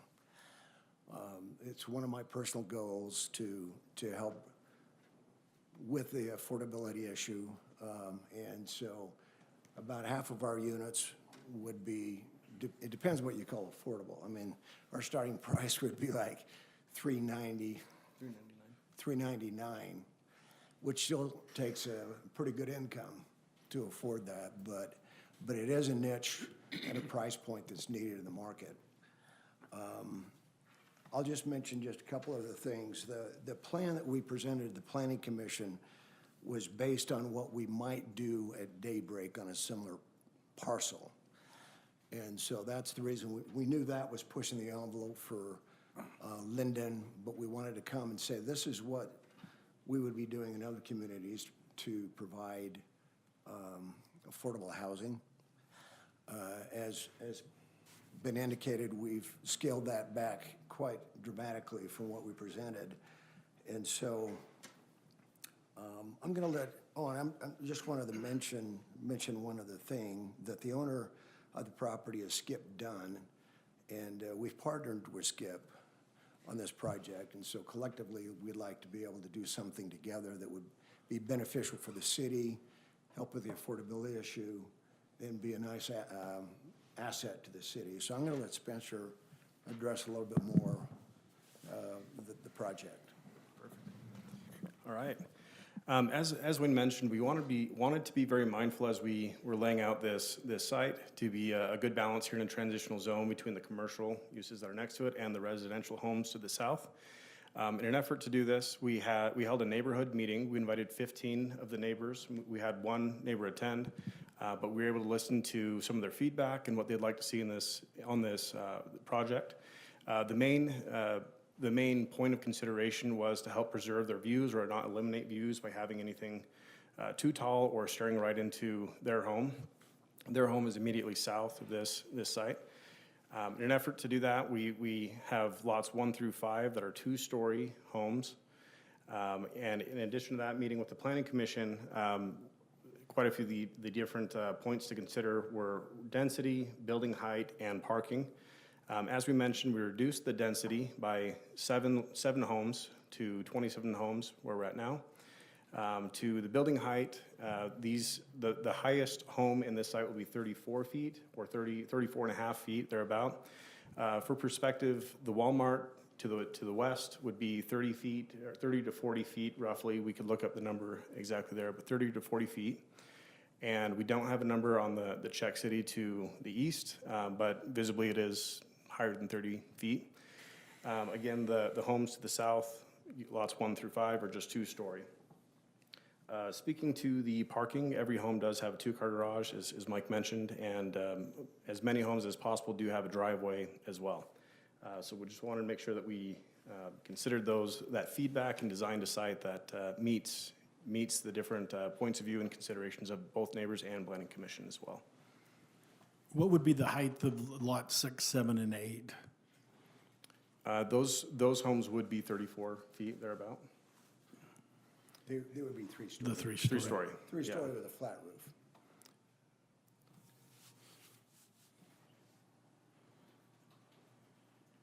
All right, council, this is a concept. So the applicant is looking for your feedback or questions of the feasibility of potentially changing this zone. A follow-up question, Mike. You talked about fire code, that there would have to be some adjustments. What would have to happen there to allow fire trucks to get in and out? This Y turnaround would have to be redesigned. Like there's a turnaround for a Y shaped, but it's a little bit different than this. There's more space for the backup, and so that would need to be looked at again. That was when I sent this to the fire marshal or fire inspector for review. That was one of his comments. So yeah, that's one of the main things with it, as far as fire turnaround. I might mention one thing. You might be asking, why don't we connect the road or connect our project at 500 West and eliminate that wide turnaround? The reason is that road, as you may know, is a private road. It's actually owned by Walmart. And we contacted Walmart in Bentonville, Arkansas, about the possibility of connecting to the road. And they said, well, we might consider it, but it'll take a 6-week analysis, and then you need to tell us what it's worth to you. So rather than going down that road and not knowing if it was even going to be feasible, we thought we'll figure out an internal turnaround that would meet the city code. I have a quick question. So these would be for sale, Yes. not to be owned and for rent, but people could purchase. Will there be an HOA, community HOA thereafter to kind of maintain the quality and the care of the Yes. little area? Yeah, there will be an HOA. What we did in Songbird Cove is the HOA does take care of all landscape maintenance, exterior building maintenance as well. In addition to that, the HOA in Songbird Cove, which again is just to the east of this site, there is a rental cap that is maintained by the HOA. So at any given point, if someone were to purchase a home and then turn around to try to rent it, there is a cap on how many people can do that. What is that rental cap percentage? I don't recall immediately for Songbird Cove. 30%? So 30%, yeah. And so we'd be open to adjusting that number to any level here to help sustain that this is homeowner occupied. All right, we appreciate that. And then what are the driveway lengths on the ones that do have a driveway? I'm sorry, 18 feet. And then do any of these have a private rear yard usage? Or is there just an open space, that 12-foot to the sidewalk from from homes 1 through 8? Is that, I see 12-foot? Is that just a green space, shared green space area? Typically, yes, that'd be platted as open, as common space. Would you plan for them to have like a back patio area or anything? Would it just be open, or would there be a little fenced area for pets or Yeah, that's a good question. These are very similar, well, actually, they are identical to what we're building at Daybreak. And typically what we do at the front is we have a small fenced yard with a small 3-foot high fence, because probably half of our buyers have pets or dogs, and they want a spot to take their dog out, and so there'll be a small fenced yard in front with some grass where you can let your dog out. And you can fit that with only a 20-foot wide Yeah, frontage? yeah. Now- It's not a big yard where you can throw a football, but it's, Now lots 9 through 17, to the property line, there's only 5 feet. And so to the sidewalk, there's 10, but they'd have to get approval from Walmart to cross that property line there. So there's only 5 feet on those. Well, hopefully if this were to happen, you could landscape to the sidewalk, even though they're yeah. not have a weed zone. Couldn't approve anything past that property line unless Walmart approves it, so. Yeah, and really that would be our intent, Mayor, is that if we could get an approval and come to consensus on how to develop the property, then we would approach Walmart about landscaping their area up to the right-of-way. Because we don't want it to be a weed patch, and the city doesn't want it to be a weed patch like it is right now. It is. You've talked about this being on the market for 23 years. It feels like, how long has Skip owned it, do you know? Because it feels like he's just cleaned it up and put some signage out there Yeah. recently. Has there been any marketing that anybody's aware of in the past? I mean, obviously it was set aside for commercial, but do we know anything about? There's been a few signs out there, but I don't think any real in-depth marketing has happened that I'm aware of. Yeah, it's been listed on the market, so it's been on the MLS and available for sale. Since 2003. Yeah, before Skip had it, I know there were signs up there, and I'm not sure who had it listed at that Skip point. hasn't owned it for 23 years, though. No, I think he's owned it for 6 or 5, or Yeah, I was gonna say 3 or 4, but yeah, I don't know for sure. something like that.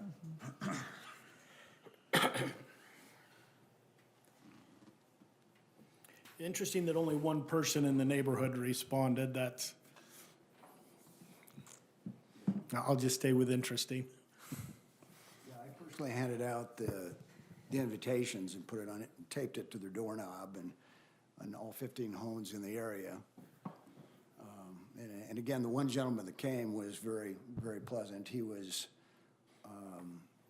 he said he was not opposed at all to townhomes there. He just had a concern about if he's sitting on his front porch, he wouldn't want people across the street looking into his front porch if he's sitting out there. And so that's one of the reasons why we, 1 through 5, have a 2-story product, a different layout that would give him more privacy. Because the fellow that I'm talking about lives across the street, about where the 550 number is on the site plan. I can't remember his name. Is it okay to say? Anyway. Yeah. I know there's a few, like, for example, Angie Newworth, I don't think you gave one to her. She lives right around the corner. She probably would have been she'd there. have been there. But Unique property. It's funny, I drove my dad to this property about 3 years ago when Skip first put it up. I said, with what we've approved with Tilia and Songbird, you could probably put, I said, you'd really have to twist the city council's arm, but you could probably do the same thing Tilia and Songbird did, which was 10 per acre. You know, the unique part about city council is we're precedent setting always, and we have developers in here all the time, always trying to push, and it's a little bit the camel's nose in the tent, right? You let the first piece in, and then it's more and more and more. You know, in this area, Tilly and Songbird really pushed this council. I didn't have the opportunity to participate due to the relationship with the seller. But that was tough. That was a stretch for this area of town to go 10 per acre. And this is now the next part of the camel saying, hey, we want to go 18 per acre, and what's currently zoned as commercial. And a lot of times, because we're precedent saying, because that becomes the new norm, we sometimes have to be even more negative than we typically would be, if that makes sense, just to not set the precedence, just so that it's not the comparison there. And so help me understand why we would change the zoning. Help me understand why it's so imperative. I think you guys made a great product in Songbird Cove. Why we need to go so much further to 18 units per acre, when the 10 from both you and Tilia, you know, still an experiment, still, you know, results outstanding, and we'll see where we end up there. Although I would say preliminary results, especially from Songbird, are positive. Yeah. Help me understand the push to go so much more on the density side. One of the answers is just affordability. Again, that's a priority for me personally, is to try to provide housing that's more affordable than what we historically have done. And that means we've got to do some things different than what we've done in the past, not just in Lindon, but other cities. So what did the Telia Court townhomes average? Price? Are they in Square fives? footage. I'm not quite sure. I've got them You mean right. I just had them up. I I'm mean, sorry, not 560. Telia, I apologize. Yours was Songbird, yes. Songbird was over 600 on a few townhomes, right? Yeah, I give an average of 550 thereabout. Yeah, 550. And they were gonna be they're more square footage than what you'd be, Up to Yeah. 35,000 square feet. 3,500? 3,500. Yeah, that's my type of townhome. What is your average square foot size on these then? 1,800 square feet. 3,500 square feet would be considering a finished basement, which lots 1 through 5 would have basements. They would be sold with unfinished basements, but the remainder of the homes wouldn't have basements. Yeah, lots 1 through 5 would be probably similar to Songbird Cove in terms of price point, I think. They're more luxurious, they're larger, they have basements. The other units would be slab on grade and would be targeting a more affordable price point in the low 4s. But going back to Jake, to your comment about density is kind of what allows us to build more affordably. And other things, 3-story. Both those are really very, very crucial to be able to provide anything that's affordable. And I know density is kind of a hot topic, but when you look at the difference between 10 to the acre and 18 to the acre, you're talking about maybe additional, I'd have to do the math, additional 8 units or something like that, or 10 units. I don't know why that's so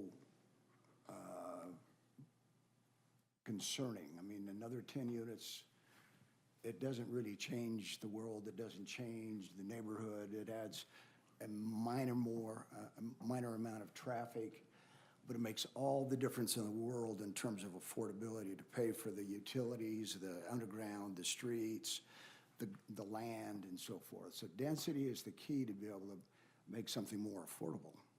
So that's really, Jake, why we're saying, we know that this is higher than 10, what Lindon historically has done, but we can't get to an affordable product without doing something different than what we've done in the past. And so we're really saying we'd like to participate and with the city and provide housing that's sorely needed.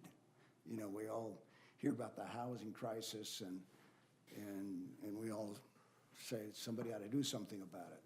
Well, we can. We can't just leave it up to the mayor, up to the governor or to Trump to solve it. We can address that issue on a local level. You know, probably a follow-up question kind of on Jake's line of thinking is then the accessory dwelling unit requests that may come with some of these. And so how would these, could you have an apartment in it to rent the basement? Because the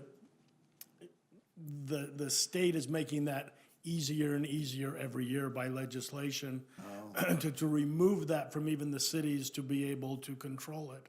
So if all of a sudden ADUs are in there and you go from 10 to 18 and then now throw in some ADUs, that starts to be bigger and bigger numbers. And I know it makes it more affordable big fan of ADUs, by the way.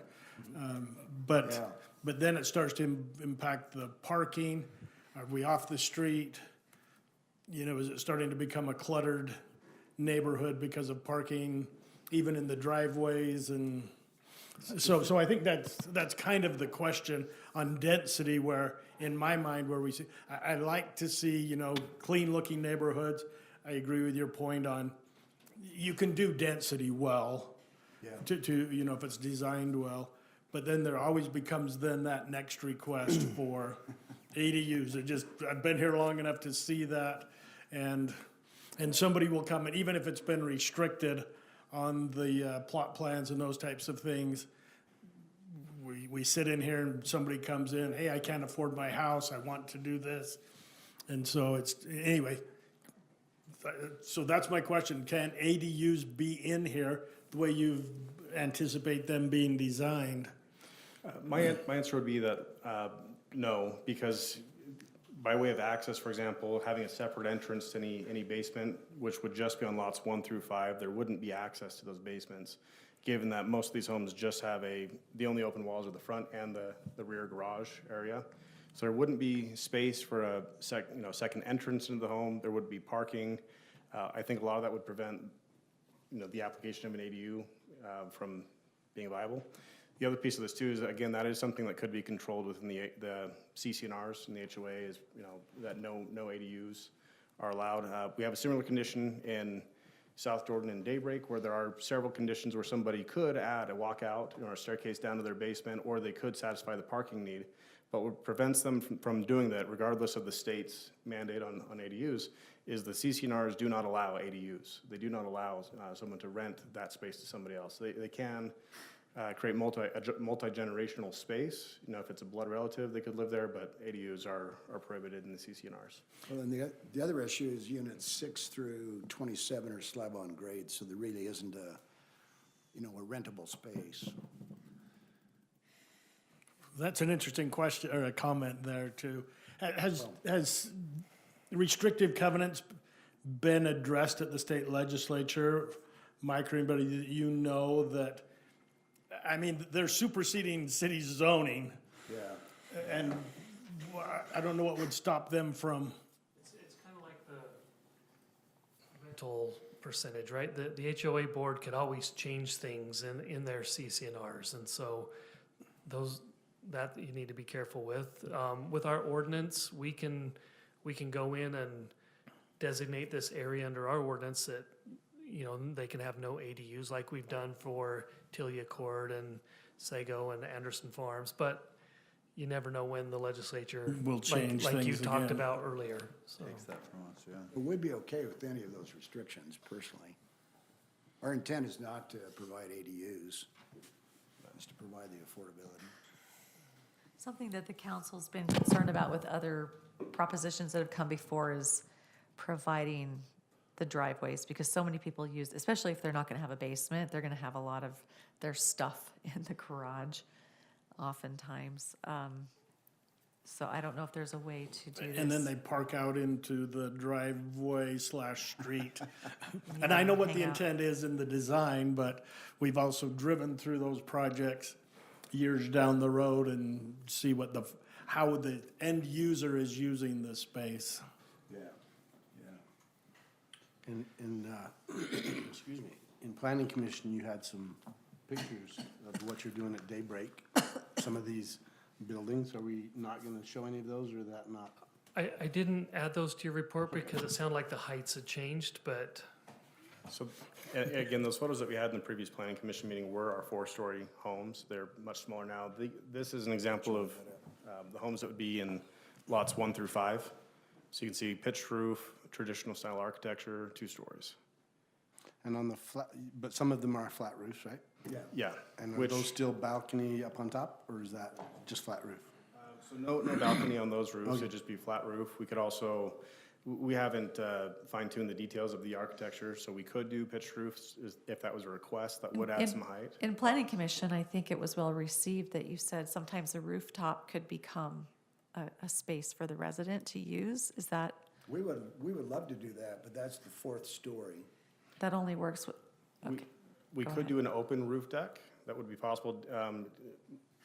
Varying cities, if there is any sort of access to the roof, that can be counted as a fourth story as well. There's a variety of implications that gives by building code, such as fire sprinklers and things like that as well. But we'd be open to the idea of doing open roof decks. The ones that planning commission had like a studio or an office or something on the fourth floor. So that's how they were counting that extra story on there.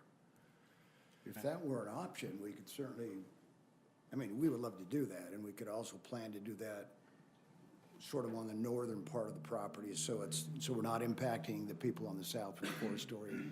Because we have 2-story on the south, we could do 3-story in the middle and 4-story on the north end or something like that, and have a combination. That way we'd have the roof decks. So you were hoping to just get some feedback. I have feedback. I don't struggle with 1.48. I'm sorry, with the 10. What are we going on this one? 18. 18. For me, the bigger issue is just configuration, right? Okay. In Planning Commission, there were comments about traffic. As I look at the commercial, you refer to it as the Czech City, there's actually 6 in that building. There's actually 6 businesses, and there's 24 parking places in front. And in a commercial environment, you're gonna have a lot more trips per day than you would with this residential. So for me, this is less congested than a busy commercial area. I'm trying to think of some of the other things that were made in Planning Commission. I think if we are looking for places where we can have higher density, this, in my opinion, is the perfect spot, right? We're very, very close to State Street. There were comments in Planning Commission about people taking the routes west and out through here. And again, if this were commercial, there would be more traffic on those routes. I think this is right, its proximity to State Street is awesome. So if we were going for an area with higher density, this, I think, is a beautiful and a perfect spot. My daughter has a place in Eagle Mountain, and nobody has driveways, and everybody has garages. And I'm gonna guess, but it's like 50% of the garages aren't holding cars. So when I go visit her, I'm always looking for that one spot on the street. And it's not impossible, I can find it. But as I look at this, that's my biggest. I love the Sago homes. I love the townhomes on the other side. I love that everybody has a driveway, so that if they're working on a project in the garage, there's still a parking place for their car, and Grandpa can still come and visit on the street. Otherwise, it's a great place. It's a great place for it. Along with what Lincoln said, I was just kind of imagining, you know, if you dropped, like we said, there's the whole hammerhead issue with fire, being able to get in and out of there. I don't know if you reduced at the top north triangle 2 or 3 units in there, and then you could eliminate one of the middle parking things and then give those, you know, like let's say get rid of 17 and 16 and then have a proper turnaround or space, and then eliminate maybe some of the parking in the middle and then give those driveways. I don't know, there's space. You'd have to take, you know, pencil that, and then that would bring the units down to maybe 16 per acre, so it's not quite as big an increase from what we've approved before with a 10. But I love the idea of people being able to have a rooftop deck. I think that's a kind of housing option that people would really like and enjoy. Plus, if we're gonna be on slab, yeah, I think we need to provide some driveway for the majority of what's in there, so. And I haven't thought about this a lot, but I feel like on slab is actually more appealing, because if you put a basement, no matter what we try and say, legislation's gonna come down and make it okay. So we can make city ordinances, we can make CCRs, but if they can, I mean, I think back when we all moved here, well, 30 years ago, and getting a basement apartment was incredibly difficult. And it's not that way today, not at all. Lindon was ahead of the curve. We were one of the first cities to do them. It's been on our books for decades, so. You still had to come before the Yep. administrative boards and planning commission or city council, Yeah. say, this is what I'm trying to do. I did that more than 30 years ago. All right, well, I think it's fair if everyone wants to kind of pitch in comments or things, your thoughts on this. Always a little concerned to give up commercial to go residential. I mean, just, that's just why we set up commercial zones, our sales tax, generation, that's. Yeah. Just where it's been there 23 years and doesn't, hasn't appeared to be viable for commercial, so we're saying wells could be down there that would be productive. I think you guys have a track record of doing a quality product. And so when you came and met with staff and said, hey, we want to try to help do this, and, where's the places that something could be done in Lindon, I'm open to this spot, doing something like this.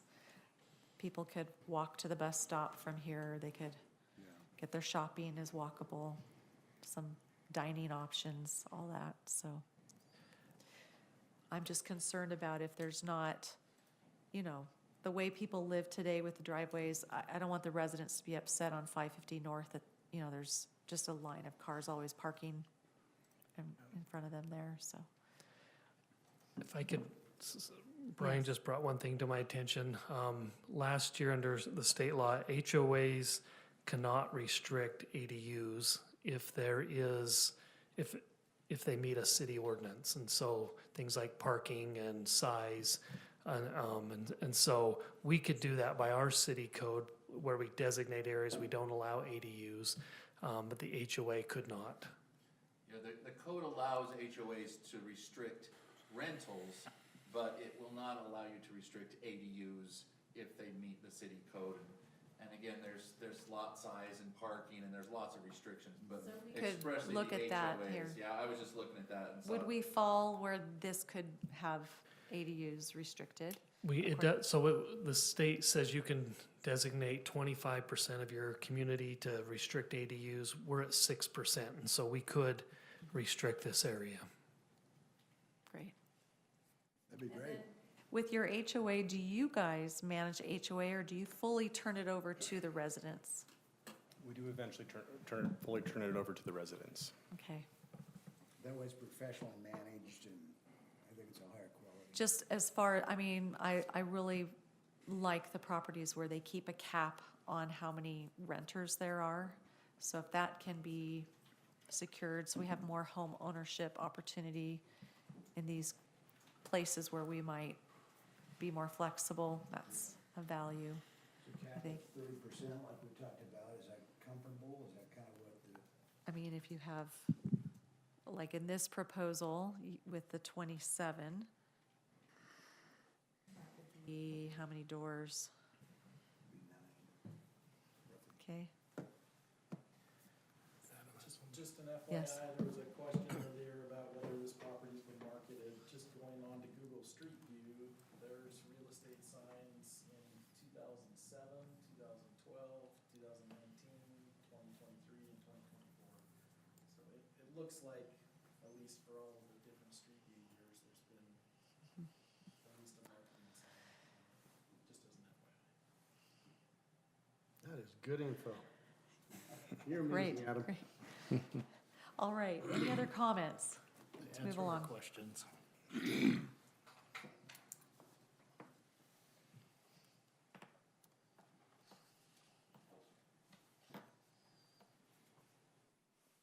Any other comments? I think I've said lots of things. All right. Any other questions for the council? If I could, I'll just say that for me, I'm still struggling with the switch to commercial to residential. I think we need to minimize that as much as possible, precedent setting wise. if we do, I don't disagree that this is probably a prime candidate, but we just need to be careful. I mean, the 18 per acre feels like a lot. It's certainly more than we've ever done. You know, I guess the same arguments of why we didn't do that in Songbird and Tilia, I think apply here. And so I'm struggling there. I hate when developers come in and then we shock them in the end and they're like, oh, you never told us you were struggling. I'm struggling. I just want you to know that. And you know, we don't try to, we want to be as transparent as we possibly can so that we're not catching you in the end. And so in the spirit of transparency, that's a struggle for me. The way it's currently set up, the driveways is a big piece of the puzzle as well. So that's where I'm at currently. No, one thing I'd like to do, we'll study this, is Songbird, the overall density is 10 to the acre. Remember, it's a combination of single family and townhomes. My guess is that a townhome part there is probably 16 to the acre, offset by the single family, which is probably 6 to the acre, creating a blend. So if you drive through the townhome part, you know, that's pretty close to what the density would look like here. That's a good point. Thank you. Yeah. That's valid. Yeah. We'll do the math and figure that out. All right. Very good. Thank you, everybody, for your feedback. Thank We you. appreciate it. Thank you. All right, item number 13 is a general plan future land use map amendment. This is a review and action item. So we'd like to invite Brittany up to present. Thank you, Mayor. I'm just going to pull up a presentation real quick.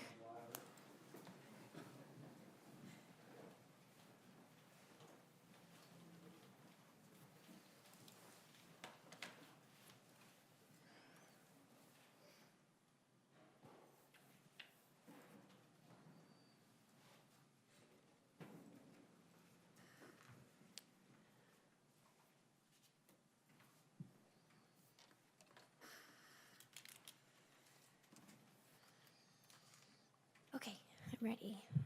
So first I will discuss items 13 and 14 together, which is the general plan future land use map amendment and the zoning map amendment, as the requests are directly related.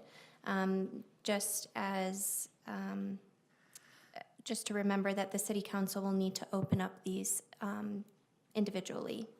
So we have the applicant, Jake Tate with AWA Engineering. He is requesting an amendment to the Lindon City General Plan future land use map to change a portion of the property designated from flex office to general commercial along 1600 North frontage. This is the property right now, and highlighted here in that blue is what AWA is attempting to amend. The purpose of this request is to allow the frontage area to develop as commercial retail pad sites while maintaining the remainder of the property as flex office and research and business.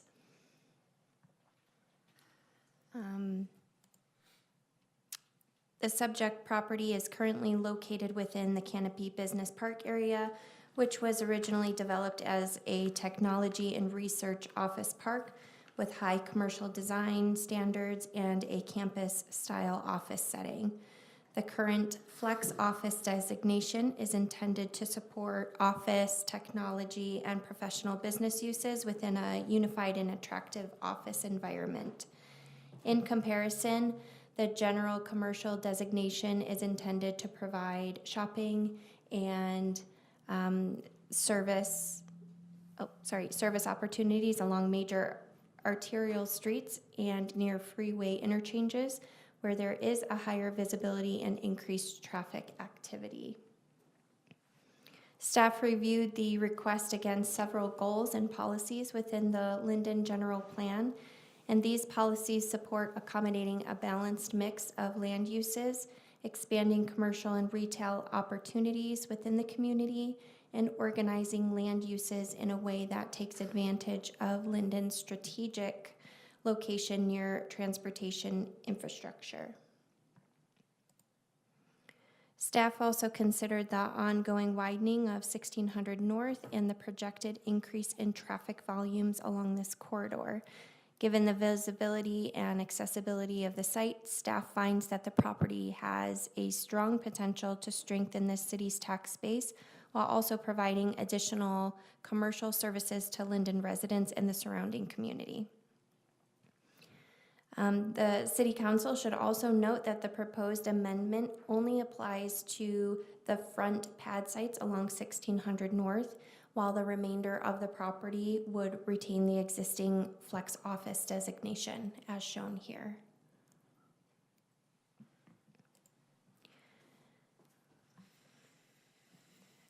So this is just showing again the overall site and then that map designation to the general commercial.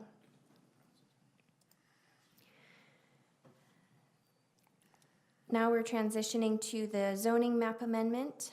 Moving on to item 14, this request is the associated zoning map amendment for the same property located at 500 South, 400 West.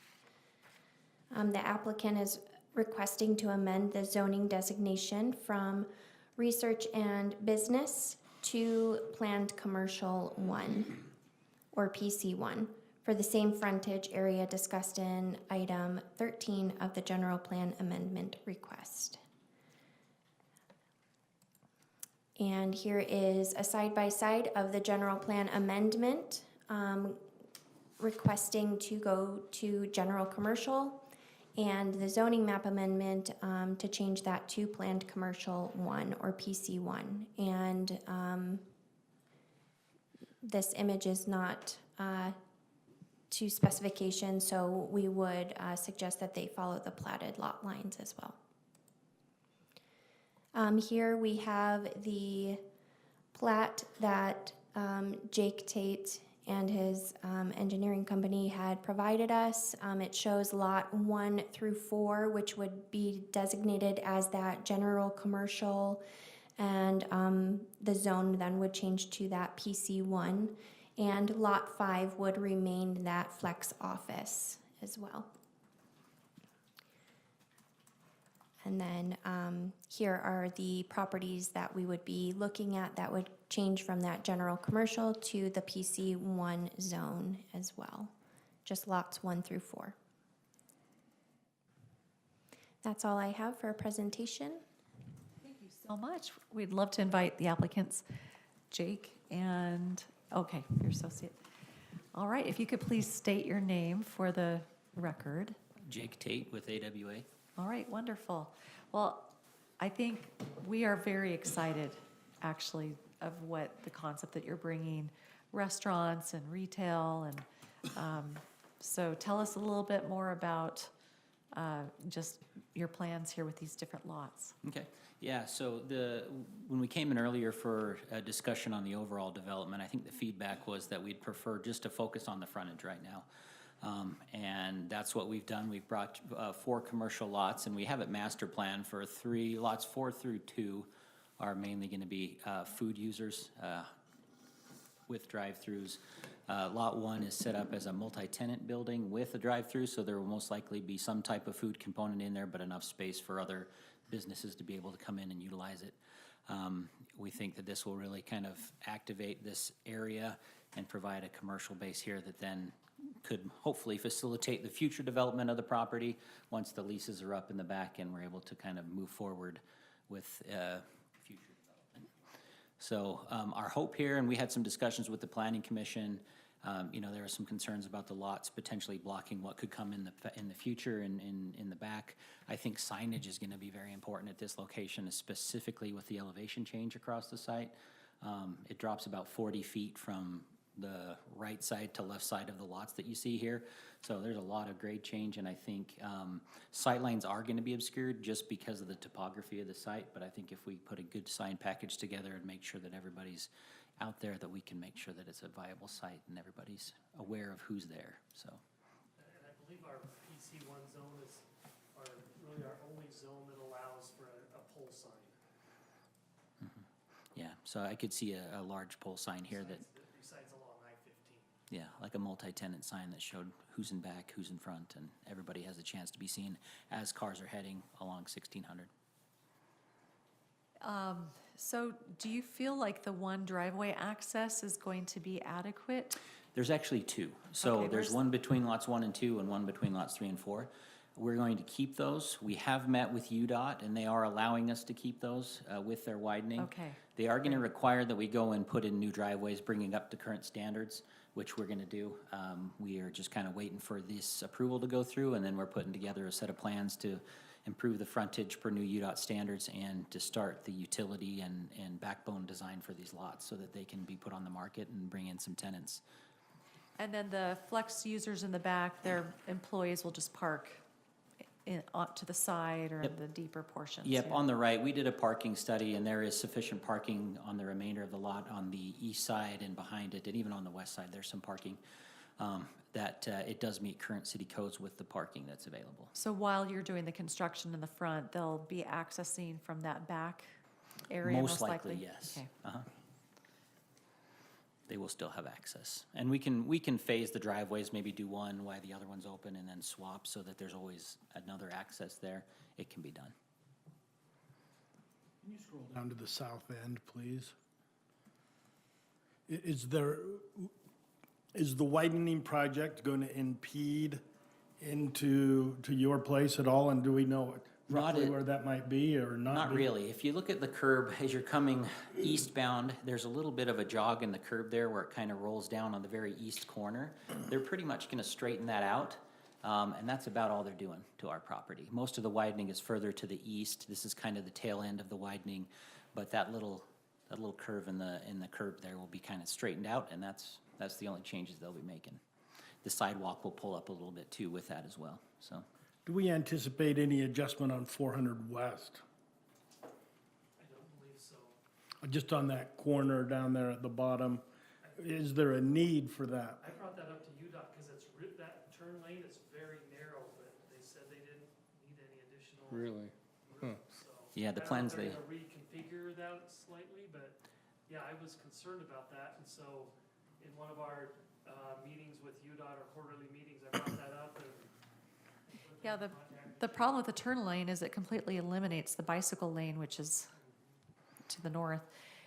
And then the last I heard with the property there on the northeast corner, that they're now, instead of trying to keep the big pole transformer and then have a right turn around it, they'll just maybe bury the whole thing. That's what I was told recently. The Marchbanks property.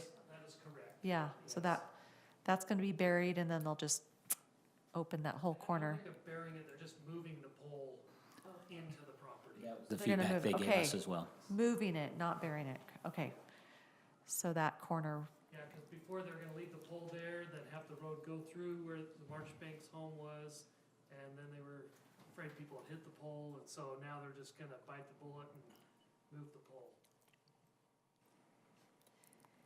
So you would never anticipate the need for a double right-hand lane turn there?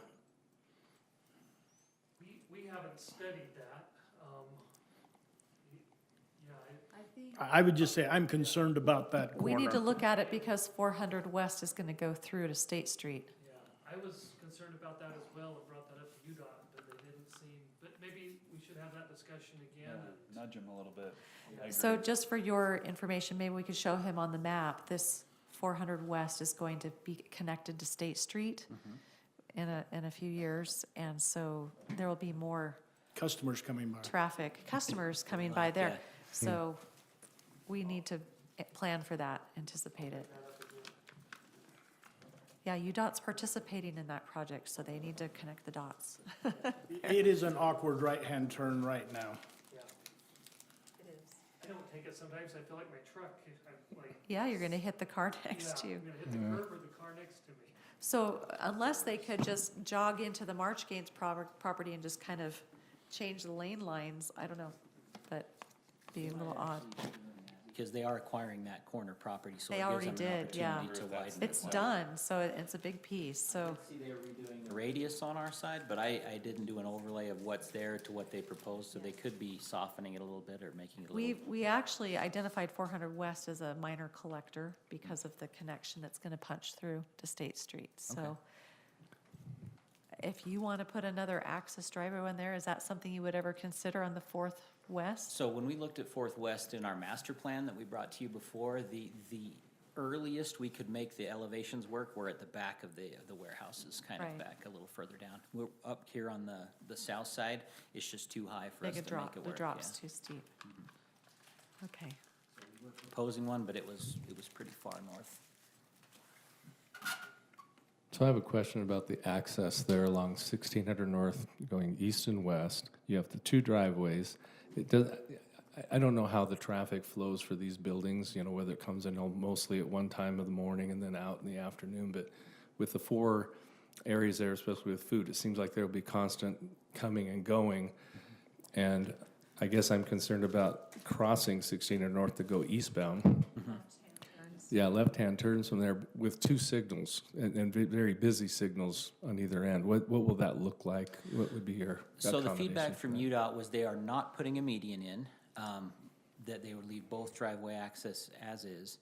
Most likely the western of the two, which aligns directly with the office building across the road, would be a full access left turn, allowing left turns, but they would not restrict left turns into the east. So it could happen, but it might be dictated by left turns onto 400. If that stacks back far enough, a lot of people would rather turn earlier to get in rather than to take the opportunity of potentially not being able to turn left because that stacking lane backs up too much. So we did directly ask them if they were gonna put a median in there and if that eastern access would be closed off, and they said they have no intention to, so. I mean, it would be really great if the customers could go onto 400 West, which might be a little safer, and get to a signal. Yeah, that's why we really wanted that access on the original plan we brought you for the whole master plan. Is I agree with you, getting people to that signal on 400 is gonna be critical when this builds out, yeah. All right, council, any other questions for this? And the planning commission did approve that subdivision plat contingent upon the council approving the general plan and zoning map amendments.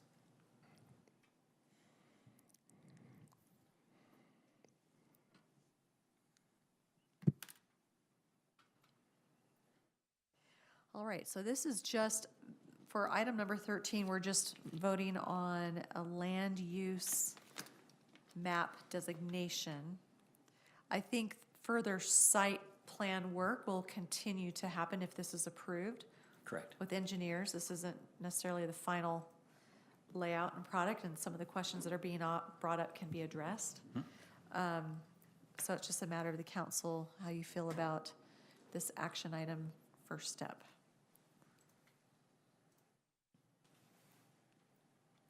Are there more comments? Are we ready for a motion? We're excited about this. I am I too, hope you yeah. guys sense that from us and as a council. We're really excited about this one. All right, make the motion. I move to approve ordinance 2026-8-0 to amend the Lindon City General Plan future land use for the property located at 500 South, 400 West, from flex office to general commercial with the following conditions. All items of the staff report. All right, we have a motion by Councilmember second. Jacobs, seconded by Councilmember Stewart. Any further discussion on the motion? All right, seeing none, I'll call the vote. All in favor? Aye. Okay, all right, that brings us to item number 14, which is continuing the same application. So any additional comments here from Brittany here on this item? No. Okay, so we've now changed the land use map designation, and so this is a matter of the zoning map.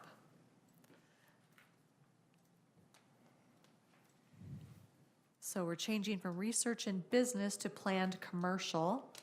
I think the council's pretty clear that, you know, this feels like an upgrade in a sense from research and business, so. Yeah, I like that. I liked the purpose, the research and business zoning gave us at its time, and it's lived its life, and I think this is a great change. So I'll make a motion to approve ordinance 2026-9-0 to amend the Lindon City zoning map from research and business to planned commercial 1 PC 1 with the following as presented. All right, we have a motion by Councilmember Hoyt. Do we have a second? Seconded by Councilmember Stewart. Okay, again, any final questions or comments on the motion? Okay, seeing none, we'll call the vote. All in favor? Aye. All right. We are good to go. We look forward to seeing this progress. So thank you very much. We'll be in soon with site plan, so thank you. Thanks, Jake. Mitch, good to see you again. All right, council, we now have on item number 15 here. This is a closed session to discuss potential purchase or sale of real property. So we're going to go ahead and I will make a motion. I move to enter a closed session to discuss potential purchase or sale of real property. Do we need more than that? yes, and just a quick note, Councilmember Hooley, who is ill, we need to call him as well and bring him in on the, He asked for us to call him? I did connect with him. Okay. Yes. Okay, so if we could, so let's go ahead and, do I need to have, Brian, point of order. If we're going to bring in Councilmember Hooley, do I need to have him, I don't need him to do the roll call to go into the closed session. He can just be stated as present, because we have a quorum. Great. I will second the motion. Okay, so I see, am I rushing you all? Do you need a 5-minute break Yes. for bathroom? Okay, I apologize. We'll do the motion after 3 minutes. Let's make it a quick 3-minute. Okay. I couldn't wait. Well, Dawn brought that on. Is that yours? Yes, it is.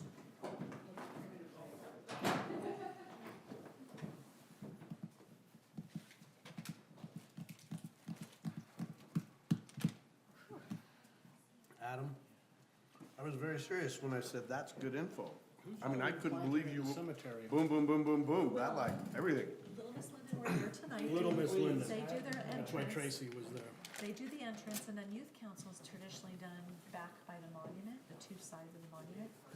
But when we did the pansies for the temple, we had a lot of pansies left over. So Public Works took them and put the pansies there.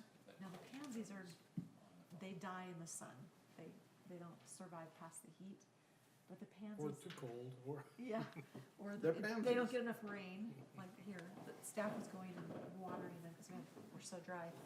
But under there, so the ones on Center Street are they're done. So we lift them out, got the new plants in tonight with these guys. Normally Youth Council does the back part of the cemetery, but the pansies were looking so good. Denise said, oh, please don't rip them out yet, because they're in the shade and they're a little more protected. So she didn't want them ripped out just yet. So it worked out, because we needed a lot more work on Center Street. Change subject. Did you like it?